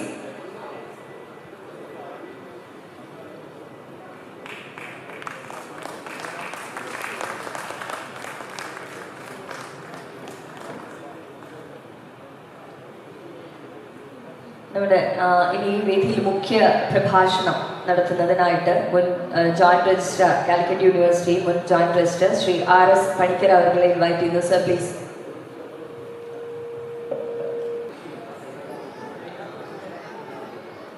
ഈ ചടങ്ങിൻ്റെ അധ്യക്ഷ നാഷണൽ കോളേജിൻ്റെ പ്രിൻസിപ്പാൾ കൂടിയായ ശ്രീമതി പി സ്വർണ്ണകുമാരി, ഈ സമ്മേളനം ഔപചാരികമായി ഉദ്ഘാടനം ചെയ്തത് കോഴിക്കോടിൻ്റെ ഏറ്റവും ജനകീയനും ആദരണീയനുമായ മേയർ എന്ന സ്ഥാനം വഹിച്ചിരുന്ന ഇപ്പോഴത്തെ ആദരണീയനായ MLA ശ്രീ തോട്ടത്തിൽ രവി. എനിക്കങ്ങനെ ഒറ്റ വാക്കിൽ പറഞ്ഞങ്ങനെ പോകാൻ കഴിയുന്നില്ല. അദ്ദേഹം എന്നെക്കുറിച്ച് അദ്ദേഹത്തിൻ്റെ ഭാഷണത്തിൽ ചില കാര്യങ്ങൾ സൂചിപ്പിക്കുകയുണ്ടായി. നിങ്ങൾക്ക് അറിയുമോയെന്നറിയില്ല, ഞങ്ങൾ 2 വ്യത്യസ്ത രാഷ്ട്രീയ പാർട്ടിയിൽ പ്രവർത്തിച്ചുകൊണ്ടിരിക്കുന്ന ആളുകളാണ്. എങ്കിലും അദ്ദേഹം എനിക്ക് നൽകുന്ന ആ പ്രതിപക്ഷ ബഹുമാനവും സ്നേഹവും കരുതലും അനിതരസാധാരണമായ ഒന്നാണ്. എനിക്ക് അദ്ദേഹത്തിനോടുള്ള സ്നേഹവും ബഹുമാനവും അപ്രകാരത്തിലൊന്നാണ് എന്ന് എടുത്തു പറഞ്ഞുകൊണ്ടേ എനിക്ക് മുന്നോട്ട് പോകാൻ കഴിയുന്നുള്ളൂ. Thank you sir. പിന്നെ ഇവിടെ മുഖ്യ അതിഥിയായി വന്ന കാതൽ ശുദ്ധി, ഞങ്ങളൊരു സിനിമയിൽ അഭിനയിച്ചു. അന്ന് പോലും ഞങ്ങൾ പരിചയപ്പെട്ടിട്ടില്ല. ആ സിനിമ കണ്ടവരുണ്ടാവും. ഞങ്ങൾ തമ്മിൽ ഒരു വാക്ക് പോലും നേരിട്ട് സംസാരിച്ചിട്ടില്ല. 2 നോട്ടങ്ങൾ മാത്രമാണ് ഞങ്ങൾ തമ്മിലുണ്ടായിരുന്നത്. ഒന്ന് ഒരു ദേഷ്യത്തോടുകൂടി, പകയോടെ, സങ്കടത്തോടുള്ള ദേഷ്യം. മറ്റൊന്ന് മാറി വരുന്ന സാഹചര്യത്തിൽ നന്ദി സൂചകമായ ഒരു ചെറിയ പുഞ്ചിരി. ഇതാണ് ഞങ്ങൾ തമ്മിലുള്ള അഭിനയം. പക്ഷെ അതിന് ശേഷം, ആ സിനിമയുടെ റിലീസിന് ശേഷം, അതിൻ്റെ പ്രമോഷനുമായിട്ടൊക്കെ ബന്ധപ്പെട്ട് ഞങ്ങൾ പരിചയപ്പെടുകയും കൂടുതൽ ബന്ധപ്പെടുകയും ചെയ്തപ്പോൾ എൻ്റെ ഒരു അവിഭാജ്യ ഘടകമായിട്ട് ഇപ്പോൾ ശ്രുതി മാറിയിട്ടുണ്ട്. അത്ര സഹൃദയനാണ്, സ്നേഹസമ്പന്നനാണ് ശ്രുതി. വലിയൊരു കലാകാരനാണ് അദ്ദേഹം. അദ്ദേഹം കഴിഞ്ഞ 17 വർഷമായി സിനിമയുടെ പിന്നാലെ നടന്നിട്ട് ഇപ്പോഴാണ് അദ്ദേഹത്തിന് ഒരു ബ്രേക്ക് കിട്ടി. അത് അദ്ദേഹത്തിൻ്റെ ജീവിതത്തിലെ ഏറ്റവും വലിയൊരു നേട്ടമായും അദ്ദേഹത്തിന് ഭാവിയിൽ ഒരുപാട് സിനിമകൾ അദ്ദേഹത്തെ തേടിയെത്തും എന്ന് ഞാൻ വിശ്വസിക്കുന്നു. അത്ര മനോഹരമായ പെർഫോമൻസാണ് അദ്ദേഹം കാതൽ എന്ന സിനിമയുടെ ഏറ്റവും വലിയ ഒരു ഘടകം എന്ന് പറയുന്നത്, അതിൻ്റെ തീമെന്ന് തന്നെ പറയുന്നത്, ആ തീം നഷ്ടപ്പെടാതെ, അതിൻ്റെ മൂല്യം നഷ്ടപ്പെടാതെ കൊണ്ടുനടന്നത് ശ്രുതിയാണ്. ശ്രുതിയെ കുറിച്ച് പറയാതെ ഒരു റിവ്യൂ അടുത്ത കാലത്ത് ഉണ്ടായിട്ടില്ല. ശ്രുതിക്ക് എല്ലാ ആശംസകളും ഞാൻ ഈ അവസരത്തിൽ നേരുക. ഇനി ശ്രീ മുഹമ്മദ് അഷ്റഫ്, ഞാൻ ഇവിടെ വരുമ്പോൾ അദ്ദേഹത്തെ കാണുമ്പോൾ നാഷണൽ കോളേജിൻ്റെ സ്ഥാപകൻ എന്ന ഒരു അഡ്രസ്സിലാണ് ഞാൻ അദ്ദേഹത്തെ അടുത്ത് ഇരുന്ന് പരിചയപ്പെട്ടത്. പക്ഷെ ഈ മുഖം എവിടെയോ ഞാൻ കണ്ടതുപോലെ എൻ്റെ മനസ്സിൽ തോന്നി. അദ്ദേഹം പക്ഷേ എന്നെ അടുത്ത് വിളിച്ച് പറഞ്ഞു, എൻ്റെ തൊട്ട് അയൽവാസിയായിരുന്നു വർഷങ്ങൾ. ഞാൻ നടക്കാവിലാണ് കുറച്ചു കാലം ജീവിച്ചത്, പടിഞ്ഞാറേ നടക്കാം. ഒരു മതില്, ആ മതിലിൻ്റെ തൊട്ടപ്പുറത്ത് സുഹ്റ മൻസിൽ എന്ന് പറയുന്ന വീട്ടിലേക്ക് പുതിയാപ്പളയായി വന്ന ആളാണ് മുഹമ്മദ് അഷ്റഫ്. അന്ന് കണ്ട ആ പുതിയാപ്പള ഇപ്പോഴും അതേ പുതിയാപ്പളയായിട്ട് നമ്മുടെ മുന്നിൽ കാണുന്നു എന്നതിലുള്ള സന്തോഷം കൂടി ഞാൻ പങ്കുവെക്കാണ്. Thank you. ശ്രീ വിനീഷ്, ശ്രീ സഞ്ജയ് മാത്യു, മറ്റ് വേദിയിലും സദസ്സിലുമുള്ള സുഹൃത്തുക്കളെ, സഹോദരി സഹോദരന്മാരെ, ഒരു മുഖ്യ പ്രഭാഷണം, പ്രത്യേകിച്ചും വിദ്യാഭ്യാസ മേഖലയുമായിട്ട് ബന്ധപ്പെട്ട ഒരു വിഷയം സംസാരിക്കണമെന്ന് തന്നെയാണ് ഞാനും ആഗ്രഹിക്കുന്നത്. ഇവിടെ അധ്യക്ഷ പ്രസംഗത്തിലും നമ്മുടെ ഉദ്ഘാടന വേളയിലും രണ്ടുപേരും ഈ സമാന്തര വിദ്യാഭ്യാസ മേഖല നേരിടുന്ന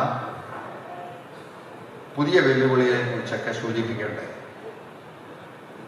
അതിനുള്ള നിങ്ങൾക്കുള്ള വേദനയും പ്രിൻസിപ്പൾ വളരെ ഭംഗിയായിട്ട് ഇവിടെ പങ്കുവച്ചു.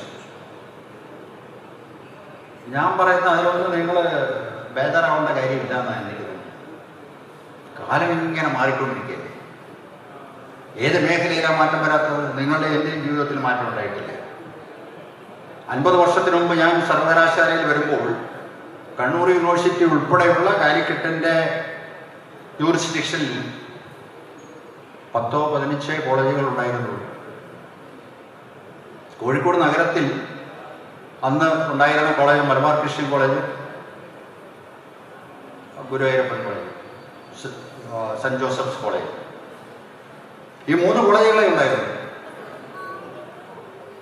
ഇന്നിപ്പം കോഴിക്കോട് നഗരത്തിൽ തന്നെ എത്ര അഫിലിയേറ്റഡ് കോളേജ് ഉണ്ടാവുമെന്ന് ചോദിച്ചാൽ ഒരു 10-30 കോളേജെങ്കിലും ഉണ്ടാവും.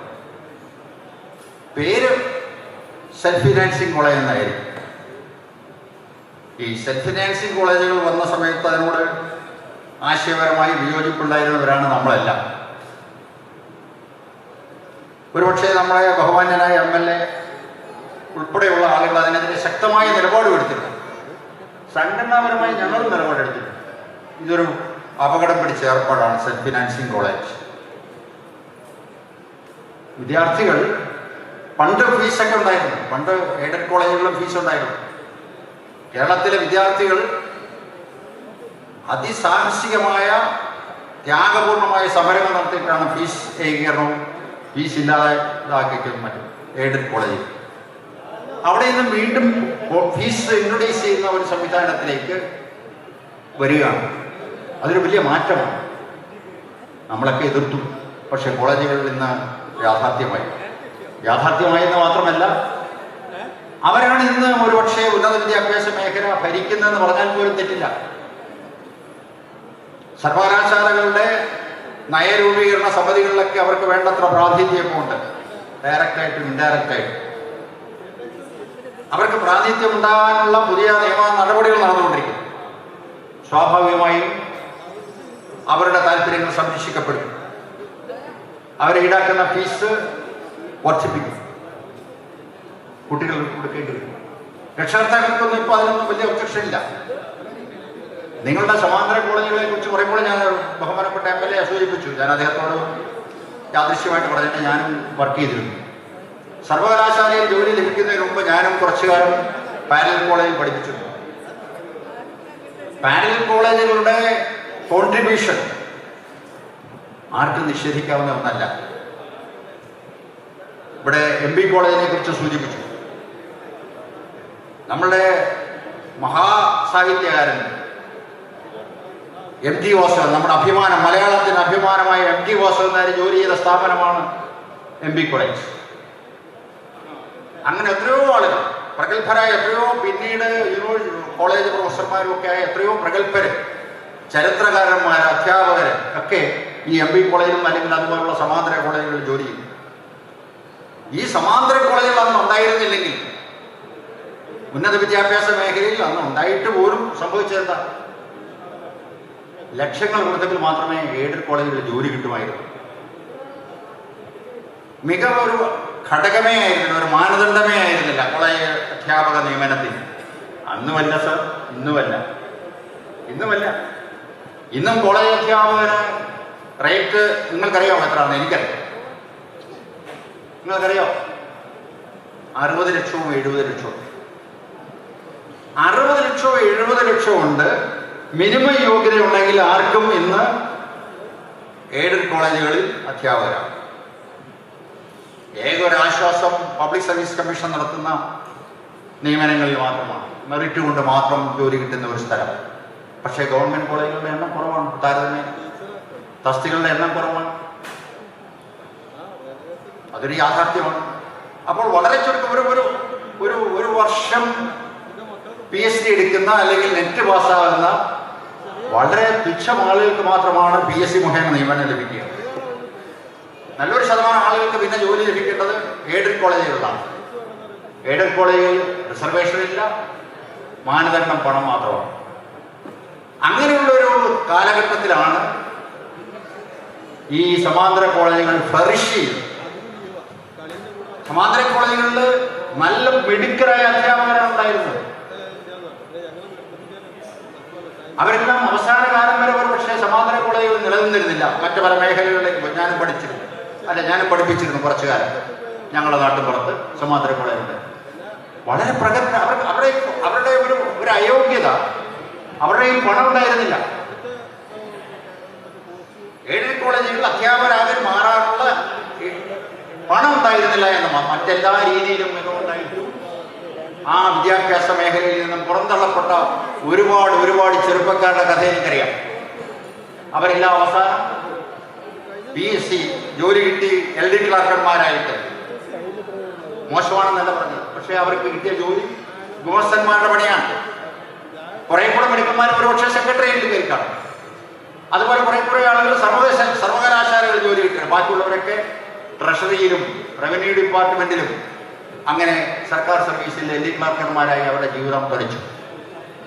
അവരൊക്കെ മികച്ച പ്രൊഫസർമാരാവേണ്ടവരാണ്. നിങ്ങളുടെ തലമുറയിൽപ്പെട്ട ആളുകളുടെ കഥ തന്നെ നിങ്ങൾ പരിശോധിച്ചു. എത്രയോ ആളുകൾ പൂർണ്ണ യോഗ്യത UGC നിഷ്കർഷിക്കുന്ന മുഴുവൻ യോഗ്യതയുള്ള ആളുകൾ പോലും കോളേജ് അധ്യാപകരാകാൻ കഴിയാത്ത ഒരവസ്ഥ ഇന്ന് നിലനിൽക്കുന്നു. പക്ഷെ അവരൊക്കെ ആ കാലഘട്ടത്തിൽ പാരലൽ കോളേജിൽ പഠിച്ച വിദ്യാർത്ഥികളുടെ നിലവാരത്തെ കുറിച്ചുകൂടി ഞാൻ സൂചിപ്പിക്കാം. നല്ല അധ്യയനമാണ് അവർക്ക് ലഭിച്ചത്, നല്ല ഡിസിപ്ലിനാണ് അവർക്ക് ലഭിച്ചത്, നല്ല ജീവിത അവബോധമാണ് അവർക്ക് ഇവിടെ നിന്ന് കിട്ടിയെന്ന് പറഞ്ഞാൽ എനിക്ക് ഒരുപാട് അനുഭവങ്ങളുണ്ട്. വിദ്യാഭ്യാസം എന്ന് പറയുന്ന വെറും അറിവ് പകർന്നു കൊടുക്കൽ മാത്രമല്ലല്ലോ, കുറേ തിയറികൾ പഠിപ്പിക്കൽ മാത്രമല്ലല്ലോ. പാരലൽ കോളേജിലുള്ള പ്രത്യേകത ഒരു കുടുംബം പോലെ ആ കോളേജിന്റെ അന്തരീക്ഷത്തിൽ കുട്ടികളെ സ്വന്തം കുട്ടികളായി വളർത്തിക്കൊണ്ടുവരുവാനും അവർക്ക് എല്ലാ മേഖലകളിലും അവർക്ക് ഉത്തേജനം നൽകുവാനും പ്രോത്സാഹനം നൽകുവാനും അവിടുത്തെ അധ്യാപകർ ശ്രദ്ധിച്ചിരുന്നു എന്നുള്ളത്. IAS കിട്ടിയവരുണ്ട്. വാഴക്കാടുള്ള ശിഹാബുദ്ദീൻ സ്വകാര്യ പാരലൽ കോളേജിൽ പഠിച്ചിട്ട് പാരലൽ കോളേജിൽ മാത്രം പഠിച്ച് IAS നേടിയ ഒരു മിടുക്കനാണ് ശിഹാബുദ്ദീൻ വാഴക്കാടുള്ളത്. അങ്ങനെ എത്രയോ ആളുകൾ ജീവിതത്തിൻ്റെ ഉന്നതമായ ശ്രേണികളിൽ എത്തിച്ചേർന്ന ഈ പാരലൽ കോളേജുകൾ അല്ലെങ്കിൽ സമാന്തര കോളേജുകളിൽ നിന്നും വിദ്യാഭ്യാസം ലഭിച്ച ധാരാളമാണ്. മറ്റ് പല മേഖലകളിലും അവർക്ക് വിജയിക്കാൻ കഴിഞ്ഞിട്ടുണ്ട്. പാരലൽ കോളേജിന്റെ കഥ പറയുമ്പോൾ ശ്രീ KK നായരെ ഓർമ്മിക്കാതെ പോകാൻ പറ്റില്ല. പത്തനംതിട്ട എന്ന് പറയുന്ന ഒരു ജില്ല ഉണ്ടാക്കിയത് സമാന്തര കോളേജുകളുടെ ബലത്തിലാണ്. ഒരു സ്വതന്ത്രനായിരുന്നു അദ്ദേഹം. പത്തനംതിട്ട LDFും UDFും മത്സരിച്ചാലും സ്വതന്ത്രനായി മത്സരിച്ച് സ്ഥിരമായി MLA ആവുമായിരുന്നു പത്തനംതിട്ട. അദ്ദേഹത്തിനുള്ള ആകെയുള്ള ജനം എന്ന് പറയുന്നത് അദ്ദേഹം പഠിപ്പിക്കുന്ന പാരലൽ കോളേജ് വിദ്യാർത്ഥികൾ. വർഷങ്ങളായി പത്തനംതിട്ടയിൽ അദ്ദേഹത്തിന്റെ KK നായർ, അതിന്റെ ട്യൂട്ടോറിയലിന്റെ പേര് ഞാൻ പറഞ്ഞത് ട്യൂട്ടോറിയൽസ് എന്നാണ് അതിന്റെ പേര്. ആ ഒരൊറ്റ ബലത്തിൽ 2 or 3 തവണ MLA ആയ KK നായർ ശ്രീ കരുണാകരൻ മുഖ്യമന്ത്രിയായ സമയത്ത് ഒരു വോട്ടിന്റെയൊക്കെ ഭൂരിപക്ഷത്തിൽ നിൽക്കുമ്പോൾ അദ്ദേഹം KK നായർ ബാർഗെയിൻ ചെയ്തിട്ടാണ് പത്തനംതിട്ട ജില്ല വരെ ഉണ്ടായത്. അപ്പം ഈ പാരലൽ കോളേജിന്റെ പാരലൽ വിദ്യാഭ്യാസത്തിന് ഒരുപാട് കഥകളുണ്ട്. രാഷ്ട്രീയമായ കഥകളുണ്ട്, സാമൂഹ്യമായ കഥകളുണ്ട്, സാംസ്കാരികമായ കഥകളുണ്ട്, ഒരുപാട് വിദ്യാഭ്യാസ രംഗത്തുള്ള കഥകളുണ്ട്. അതൊക്കെ ചിലത് ഞാൻ സൂചിപ്പിച്ചതുമാണ്. അപ്പം അങ്ങനെ അവഗണിക്കാൻ പറ്റാതെ നിന്ന മറ്റൊരു രാഷ്ട്രീയത്തെക്കുറിച്ച് പറയുമ്പോൾ ഒരു കാര്യം എൻ്റെ മനസ്സിലേക്ക് ഓടിയെത്തുന്നത് 70കളിൽ 2 ആശയങ്ങളാണ് നമ്മുടെ മലയാളികളുടെ മനസ്സിലേക്ക് വന്നത്. പ്രധാനപ്പെട്ട ഒന്ന് വസന്തത്തിൻ്റെ ഇടിമുഴക്കം. നക്സൽ പ്രസ്ഥാനം കേരളത്തിൽ ഉടലെടുത്തതും വ്യാപകമായത് 70കളിലാണ്. ആ 70കളിൽ നക്സൽ പ്രസ്ഥാനത്തിൽ ആകൃഷ്ടരായ നല്ലൊരു വിഭാഗം ആളുകൾ ഈ പാരലൽ കോളേജിലുള്ള അവർക്ക് നഷ്ടപ്പെടാനൊന്നുമില്ല. സർക്കാർ ഉദ്യോഗസ്ഥന്മാരൊന്നും നക്സൽ പ്രസ്ഥാനത്തോട് യോജിച്ചില്ല അധികാരം. പക്ഷെ ഒന്നും നഷ്ടപ്പെടാനില്ലാത്ത ഒരുപാട് സമാന്തര കോളേജിൽ അധ്യാപകർ ആ പ്രസ്ഥാനത്തിൽ പോവുകയും ഈയാമ്പോറ്റകളെ പോലെ തകർന്നു പോവുകയും ചെയ്തു. മറ്റൊരു പ്രസ്ഥാനം എന്ന് പറയുന്നത് അസ്തിത്വവാദം. അന്നത്തെ സാഹിത്യ മേഖല എന്ന് പറയുന്നത് മുകുന്ദനും കാക്കനാടും OV വിജയനും ഒക്കെ ഭരിച്ചിരുന്ന അസ്തിത്വവാദം. അതും തലയ്ക്ക് പിടിച്ച് ഒരുപാട് ആളുകളുണ്ട്. ചെറുപ്പകാലത്ത് ഞാനും ആ അസ്തിത്വവാദത്തിന്റെ ഒരു ചെറിയ ഇരയായിരുന്നു. സർവകലാശാലയിൽ എത്തിക്കൊണ്ട് മാസ്റ്ററെ രക്ഷപ്പെട്ടു പോയതാണ്. സംഘടനാ പ്രവർത്തകനായി മാറിയതുകൊണ്ട് ഞാനൊരു പക്ഷേ അവിടെ നിന്ന് രക്ഷപ്പെട്ടെന്ന് പറയാം. അല്ലെങ്കിൽ എൻ്റെ ജീവിതം അവിടെ അഹോമിക്കപ്പെടുമായിരുന്നു എന്ന് വിശ്വസിക്കുന്ന ആളാണ്. ഒന്നുകിൽ ഞാൻ ഒരു നക്സൽബാരി ആവാൻ, നക്സൽ പ്രത്യയശാസ്ത്രത്തിൻ്റെ ഒരു ഇരയാവാൻ സാധ്യതയുണ്ടായിരുന്നു, അല്ലെങ്കിൽ ഒരു അസ്തിത്വവാദിയാവാൻ സാധ്യതയുണ്ടായിരുന്നു. ഞാൻ ഇതൊക്കെ സൂചിപ്പിച്ചത് ആ മേഖലയെക്കുറിച്ചുള്ള എൻ്റെ ഒരു ധാരണ, അവബോധം നിങ്ങളുമായി പങ്കുവെക്കുന്നതിന് വേണ്ടി മാത്രം. ഇപ്പം നിങ്ങൾ നേരിടുന്ന പ്രശ്നത്തെക്കുറിച്ച് ഞാൻ സൂചിപ്പിച്ചു. സ്വാശ്രയ കോളേജുകളുടെ, സെൽഫ് ഫിനാൻസിങ് കോളേജുകളുടെ വരവ്, മറ്റൊന്ന് ഓപ്പൺ യൂണിവേഴ്സിറ്റി. ഇത് രണ്ടുമാണ്. ഓപ്പൺ യൂണിവേഴ്സിറ്റി തുടങ്ങുന്ന കോഴ്സുകൾ മറ്റാരും പഠിപ്പിക്കാൻ പാടില്ല എന്നുള്ളതാണ് പുതിയ നിയമം. സർവകലാശാലയിലെ ഡിസ്റ്റൻസ് എഡ്യൂക്കേഷൻ പോലും പാടില്ല. അവിടെയാണ് പ്രശ്നം. സർവകലാശാലയിൽ ഡിസ്റ്റൻസ് എഡ്യൂക്കേഷൻ നടപ്പിലാക്കുകയാണെങ്കിൽ നിങ്ങൾക്ക് അതിലേക്കുള്ള അവിടെ ചേരുന്ന കുട്ടികൾക്കുള്ള പരിശീലനം നൽകാമായിരുന്നു. UGCയുടെ ഓരോ തമാശകളെന്നേ ഞാൻ അതിനെക്കുറിച്ച് പറയാം. ഇതിനൊക്കെ എന്തിനെത്ര നിയമങ്ങൾ? വിദ്യാഭ്യാസത്തെ ഒരു കർക്കശമായ നിയമചട്ടക്കൂട്ടിൽ നിർത്തി മുന്നോട്ട് കൊണ്ടുപോകേണ്ട ഒരു സാധനമാണ് ഉന്നത വിദ്യാഭ്യാസ മേഖല. പ്രൈമറി വിദ്യാഭ്യാസത്തിന് ചട്ടക്കൂടുകൾ വേണം, പോട്ടെ ഹൈസ്കൂളുകൾക്കും വേണം. കോളേജ് വിദ്യാഭ്യാസം എന്ന് പറഞ്ഞാൽ അത് കുറെ കൂടി ലിബറൽ ആയിരിക്കണം. പ്രായമുള്ള വിദ്യാർത്ഥികൾ, യുവാക്കളും യുവതികളുമാണ് ആ മേഖലയിലേക്ക് വരുന്നത്. വോട്ടവകാശമുള്ള ആളുകളാണ്. അടുത്ത കാലത്ത് കുറേ മാറ്റങ്ങളൊക്കെ വരുന്നുണ്ട്. നിങ്ങൾക്ക് ഇഷ്ടമുള്ള കോഴ്സ് പഠിക്കാം. പണ്ട് നിങ്ങൾ BSc മാത്തമാറ്റിക്സ് എടുത്താൽ മാത്തമാറ്റിക്സ് മാത്രം പഠിക്കാനേ പാടുള്ളൂ.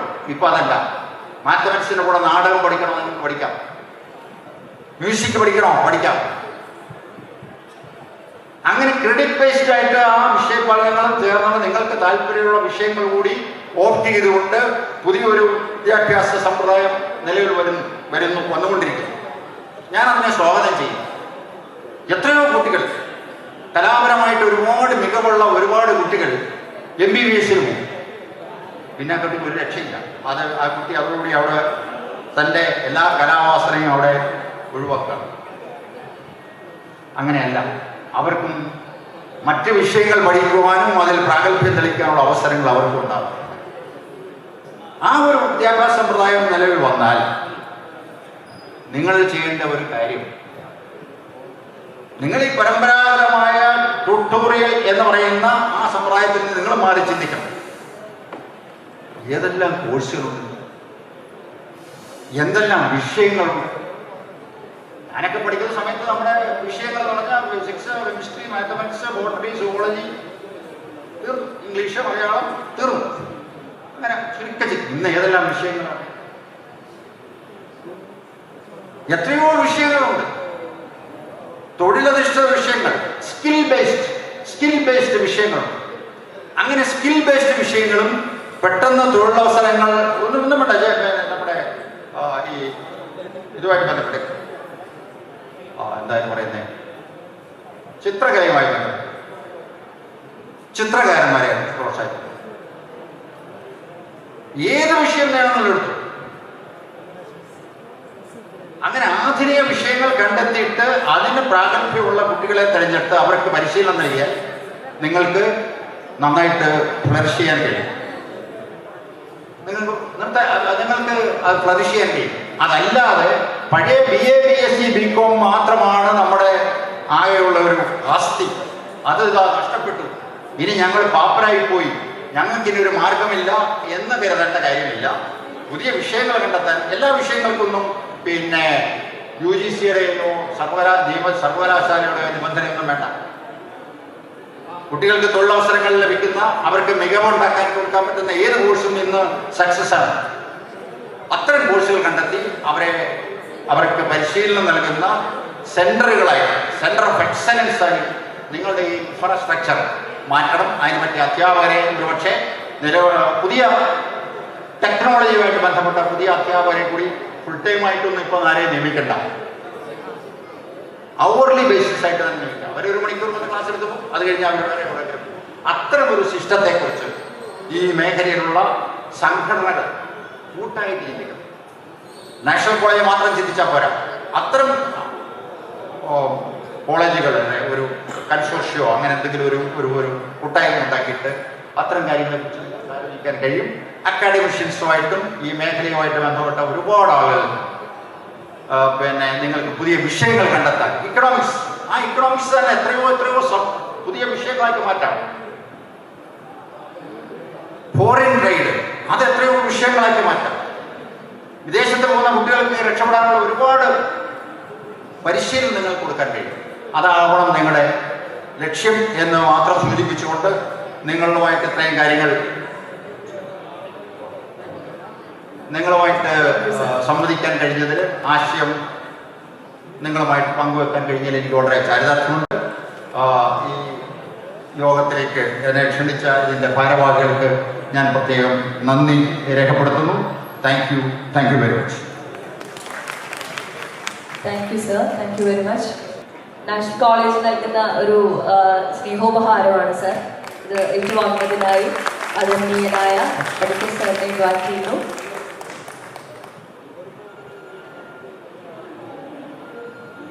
ആശംസാ പ്രസംഗത്തിനായി നാഷണൽ കോളേജിന്റെ സ്ഥാപകൻ ശ്രീ മുഹമ്മദ് അഷ്റഫ് അവരെ ഇൻവൈറ്റ് ചെയ്യുന്നു. Sir please.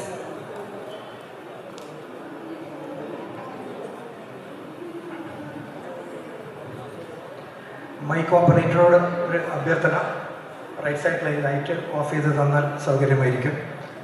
വീഡിയോഗ്രാഫറോട് ക്ഷമാപണം. വേദിയിലുള്ള പണിക്കരേട്ട, ഹൃദയത്തോട് മനസ്സിനോട് ഏറ്റവും അടുപ്പമുള്ള സഹപ്രവർത്തകരെ, വിദ്യാർത്ഥികളെ, ഇന്ന് ജനുവരി 7-ാം തീയതി 2024 പിറന്നിട്ട് 6 ദിനരാത്രങ്ങൾ കഴിഞ്ഞു. നിങ്ങളെ ഞാൻ ആദ്യമായിട്ട് കാണുകയാണ് ഈ പുതുവർഷത്തിൽ. എല്ലാവർക്കും ഈ വർഷം സന്തോഷവും സമാധാനവും ഐശ്വര്യവും നിറഞ്ഞതാവട്ടെ എന്ന് ആഗ്രഹിക്കുന്നു, പ്രാർത്ഥിക്കുന്നു. ഏതൊരു വിഷയത്തെയും നമുക്ക് 2 രീതിയിൽ കാണാം. ഒരു ഗ്രന്ഥകാരൻ, എഴുത്തുകാരൻ ആണ് സ്വകാര്യ കമ്പനിയിൽ ഉന്നത ഉദ്യോഗം വഹിച്ചുകൊണ്ടിരുന്ന ആളാണ്.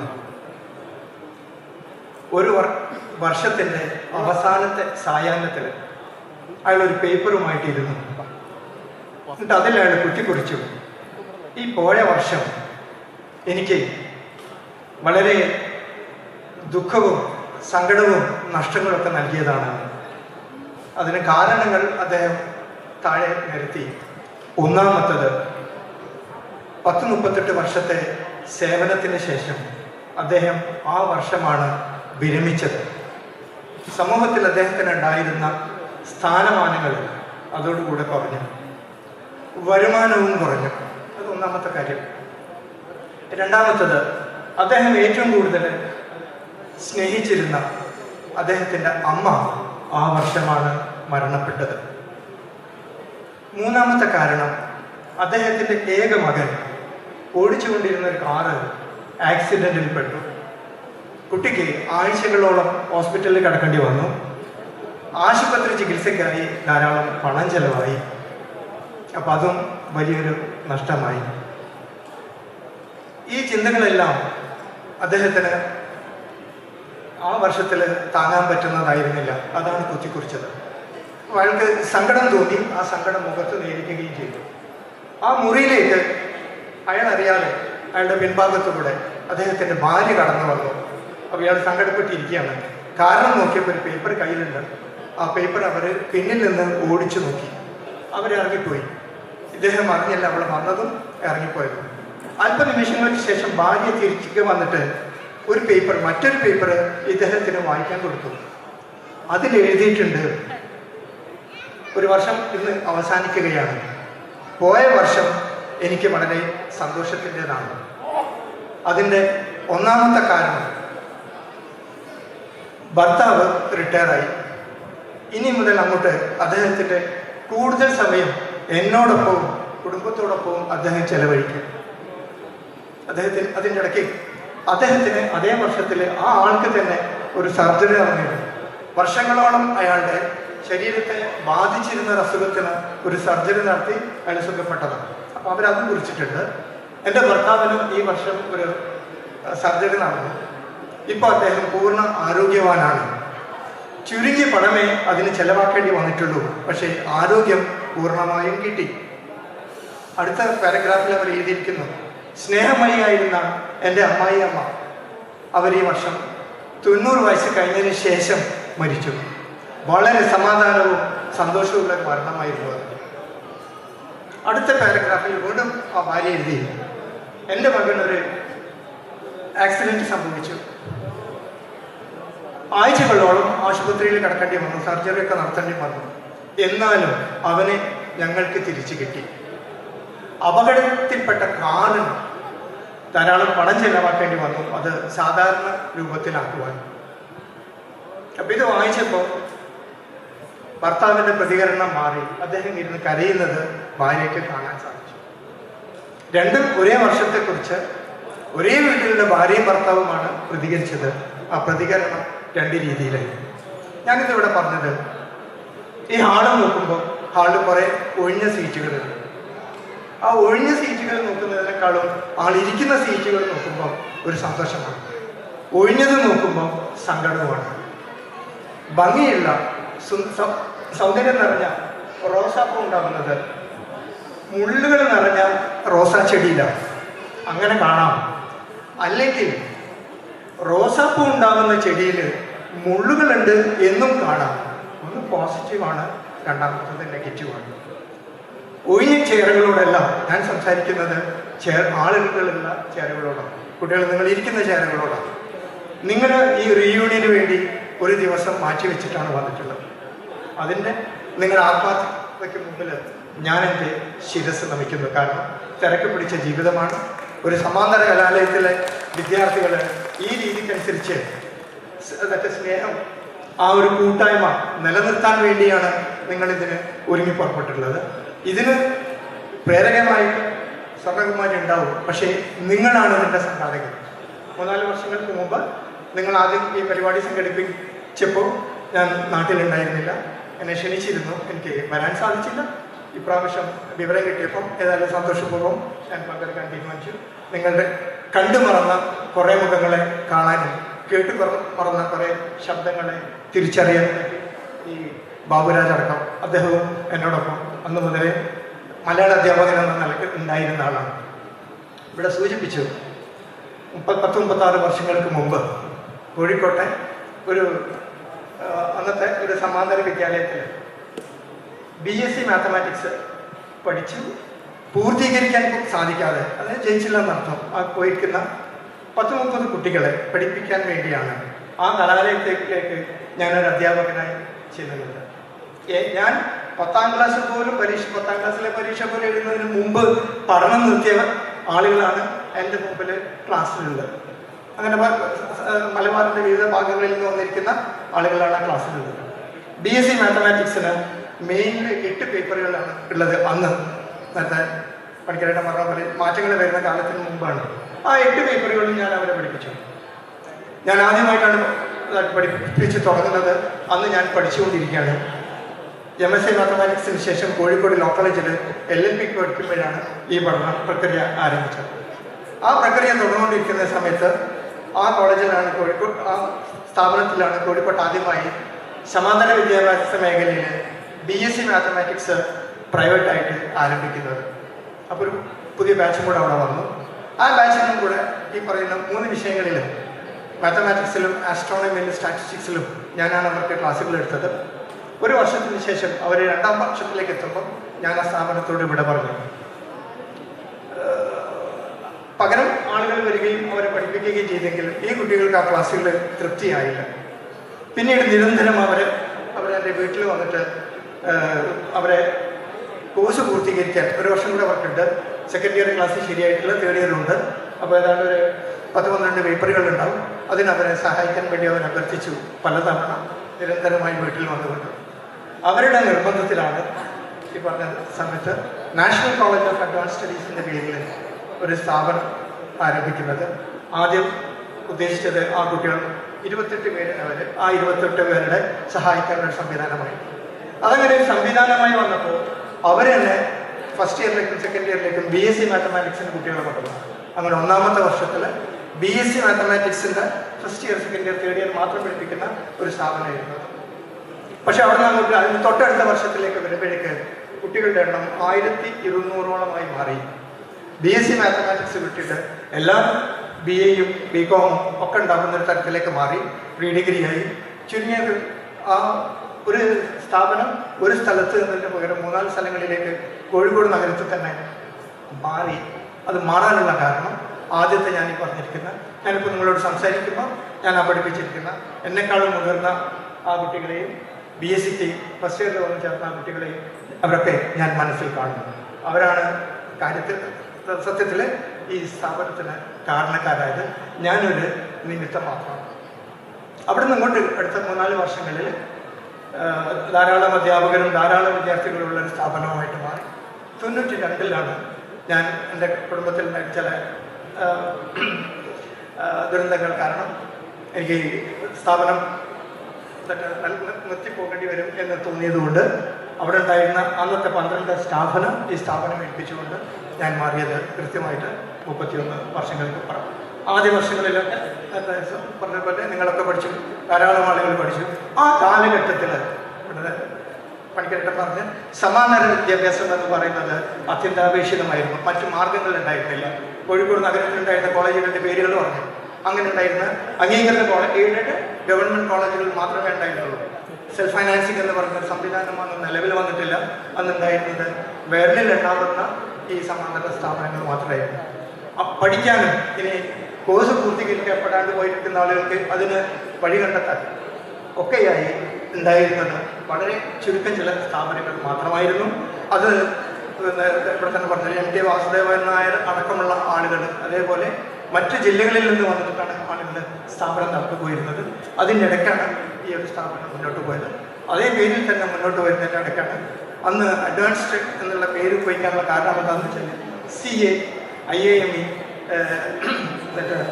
അതുപോലെയുള്ള എഞ്ചിനീയറിംഗ് സമാന്തര കോഴ്സുകളുണ്ടാവും, ചാർട്ടേഡ് അക്കൗണ്ടൻസി കോഴ്സുകൾ, ICW എന്ന് പറയുന്ന കോസ്റ്റ് ആൻഡ് വർക്ക്സ് അക്കൗണ്ടിങ്സ് തുടങ്ങിയതിനൊക്കെ ക്ലാസ് ഉണ്ടായിരുന്നു.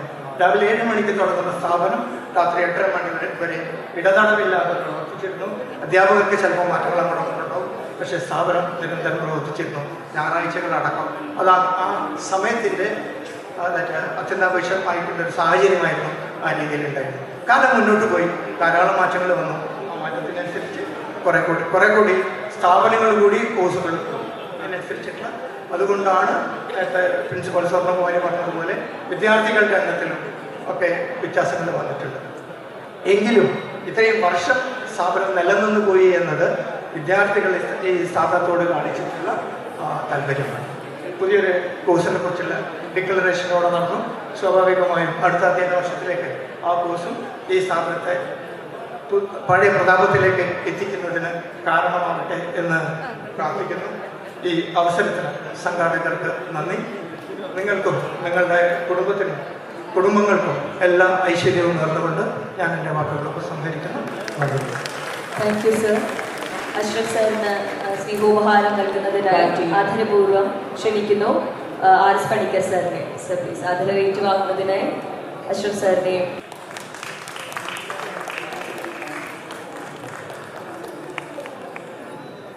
നമ്മുടെ എല്ലാം പ്രിയങ്കരിയായ സ്വർണ്ണ മിസ്സിന് ആദരവ് നൽകുന്നത് പണിക്കർ സാറാണ്. ഞങ്ങളുടെ ഒരു സ്നേഹോപഹാരം ടീച്ചറിന് സമർപ്പിക്കുന്നു.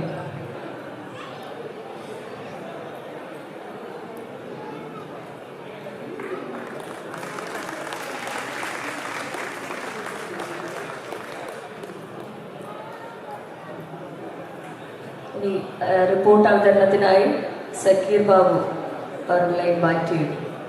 സ്റ്റേജിൽ സദസ്സിലിരിക്കുന്ന വിശിഷ്ടാതിഥികളെ, മുതിർന്നവരെ, സുഹൃത്തുക്കളെ, എല്ലാവർക്കും നമസ്കാരം. എൻ്റെ കർത്തവ്യം കഴിഞ്ഞ വർഷം നമ്മൾ നടത്തിയ പരിപാടിയുടെ റിപ്പോർട്ട് അവതരണമാണ്. കഴിഞ്ഞ 2019 നമ്മുടെ നാഷണൽ കോളേജിലെ ഗേഡുകളിൽ നിന്നും ഓർമ്മകളിൽ പറ്റുന്ന ഒന്നായിരുന്നു നമ്മൾ നടത്തിയ റീയൂണിയൻ. അതിനെ നമ്മൾ റാങ്ക് യു എന്ന നാമകരണം ചെയ്യുകയും ചെയ്തു. ഈ പരിപാടിയിൽ നമ്മളുടെ അക്കൗണ്ടിൽ വന്നത് 4,58,542 രൂപ, ക്യാഷായിട്ട് വന്നത് 1,41,750, മൊത്തം 6,298 രൂപ.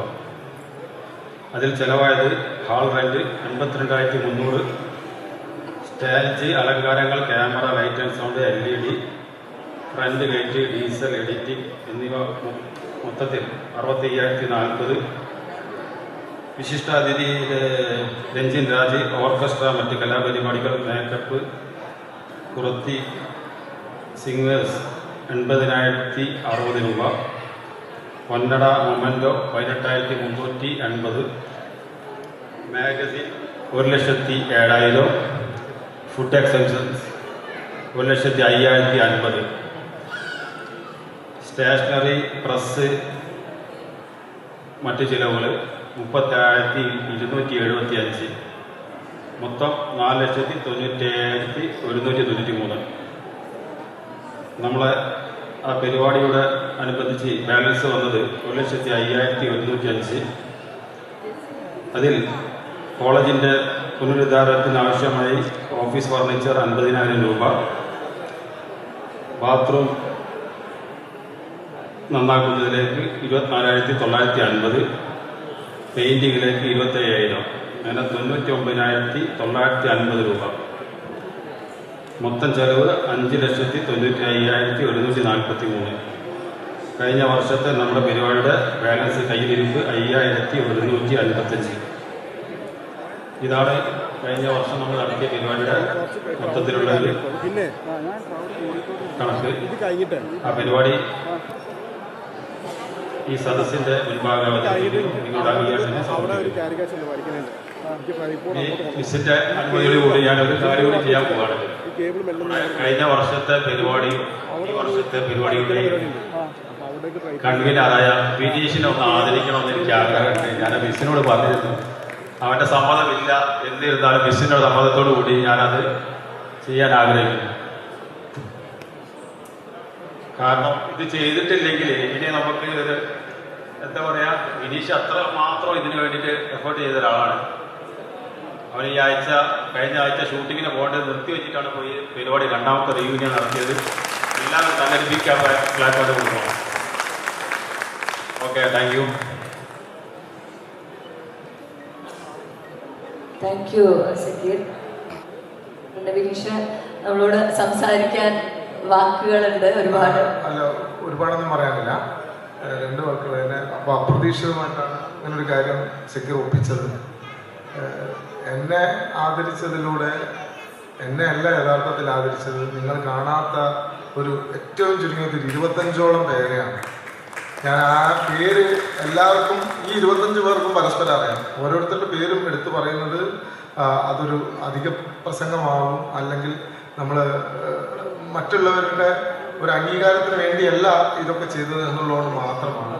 ആ ഒരു വാക്ക് പറയാൻ വേണ്ടി മാത്രം. Thank you. Thank U Vineesh. Vote of thanks ആണ്. നന്ദി പറയുന്നതിനായിട്ട് സഞ്ജയ് മാത്യുവിനെ ക്ഷണിക്കുന്നു. എല്ലാവർക്കും നമസ്കാരം. സത്യത്തിൽ ഇന്ന് ഇവിടെ എത്തിച്ചേരാൻ പറ്റുമോ എന്ന് എനിക്കറിയുന്നില്ല. ഞാൻ 2019 നിങ്ങൾ നടത്തിയ റീയൂണിയൻ കണ്ടപ്പോഴാണ് നാഷണൽ കോളേജിൻ്റെ ആ ഒരു ശക്തിയെ പറ്റി ഞാൻ മനസ്സിലാക്കിയത്. കാരണം വേറെ ഒരു എയ്ഡഡ് കോളേജ് ചെയ്യുന്നത്, ഗവൺമെൻറ് കോളേജ് ചെയ്യുന്നതിനേക്കാൾ അപ്പുറമായി വളരെ മനോഹരമായിട്ട് അന്ന് ഈ റീയൂണിയൻ നടത്തിയിരുന്നു.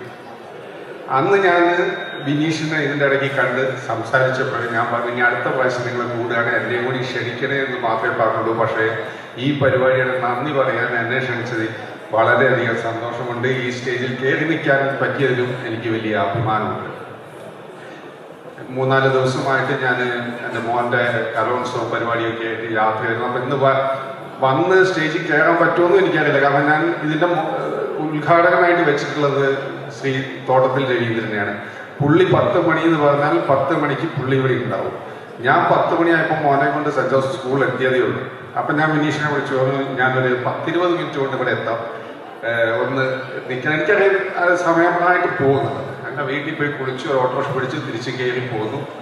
സംസാരിക്കാൻ ഒത്തിരി ഉണ്ടായിരുന്നു. അതൊന്നും പ്രിപ്പയർഡ് അല്ലാത്തതുകൊണ്ടും വൈകിയ വേളയായതുകൊണ്ടും അതിലേക്കൊന്നും കടക്കുന്നില്ല. നേരെ നന്ദി പ്രകടനത്തിലേക്ക് തന്നെ കടക്കുകയാണ്. പലരും പല ആദരണീയരായും ഇവിടെ ഇരിക്കുന്നുണ്ട്. ആ മോഹൻമാഷയൊക്കെ കാണുന്ന ഞാൻ എന്തായാലും ഞാൻ ആദ്യം തന്നെ വിനീഷിന് ഈ പറഞ്ഞ മാതിരി വിനീഷ് മില്യത്തിൻ്റെ ഈ ഒരു എഫേർട്ട്, അതിൻ്റെ പിന്നിൽ പ്രവർത്തിച്ച ഒരു ടീം, അവരെ എത്ര അഭിനന്ദിച്ചാലും മതി വരില്ല എന്നുള്ളത് വളരെ എടുത്തു പറയേണ്ട കാര്യമാണ്. കാരണം അത്രയും പ്രൊഫഷണൽ ആയിട്ടാണ് അവർ ആ കാര്യങ്ങൾ, ഞാൻ അപ്ഡേഷൻ കാണുന്നുണ്ട്. എനിക്കൊന്നും ചെയ്യാൻ പറ്റിയിട്ടില്ലെങ്കിൽ കൂടിയിട്ടും അവർ പ്രവർത്തിക്കുന്ന ശൈലി, ഓരോ ഗ്രൂപ്പ് ഉണ്ടാക്കി കഠിനാധ്വാനം ചെയ്ത് ഇതിൻ്റെ ഒരു എന്താ പറയുക സമ്പൂർണ്ണതയ്ക്ക് വേണ്ടി അവർ മെനക്കെടുന്ന അവരുടെ ഒരു 1 മണിക്കും 2 മണിക്കും ഒക്കെ ഞാൻ നോക്കുമ്പോൾ ഗ്രൂപ്പ് ലൈവായിട്ട് ചർച്ചകളിലേക്ക്.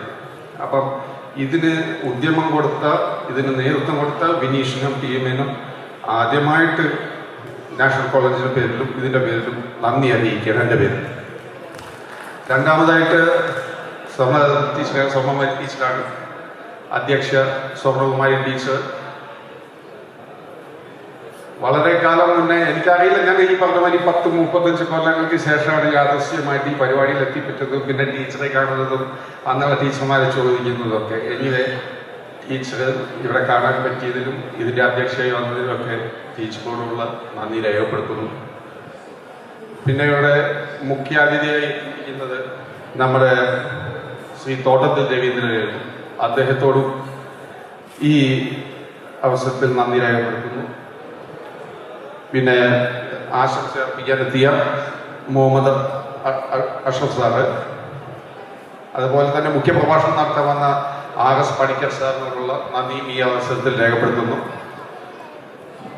പിന്നെ മുഖ്യപ്രഭാഷണം ആശംസ അർപ്പിക്കാൻ വന്ന മുഹമ്മദ് അഷ്റഫ് സാറ്, അതുപോലെ ഇവിടെ എത്തിച്ചേർന്ന എൻ്റെ സുഹൃത്തു കൂടിയ OP സുരേഷ്, അവരെല്ലാം ഈ അവസരത്തിൽ നന്ദി അറിയിക്കുന്നു. പിന്നെ പ്രത്യേകിച്ച് കാതൽ ശ്രുതി, നമ്മുടെ കാതൽ ശ്രുതിക്ക് ഈ അവസരത്തിൽ വളരെയധികം കഠിനാധ്വാനം ചെയ്ത് സിനിമയിലേക്ക് കയറി വരണം എന്നുള്ള ആഗ്രഹം കൊണ്ട് നാടകത്തിലൂടെയും മറ്റ് ഇതിലൂടെയും കഠിനാധ്വാനം ചെയ്തിട്ടാണ് ഇന്നിപ്പം ശ്രുതി എത്തിയിരിക്കുന്നത്. എൻ്റെ സുഹൃത്ത് ഇവിടെ ഇരിക്കുന്നതിൽ വളരെയധികം അഭിമാനം കൊണ്ടുവന്നു. കാതൽ ശ്രുതിക്കും ഈ സ്റ്റേജിൽ പങ്കെടുത്ത് നന്ദി അറിയിക്കുന്നു.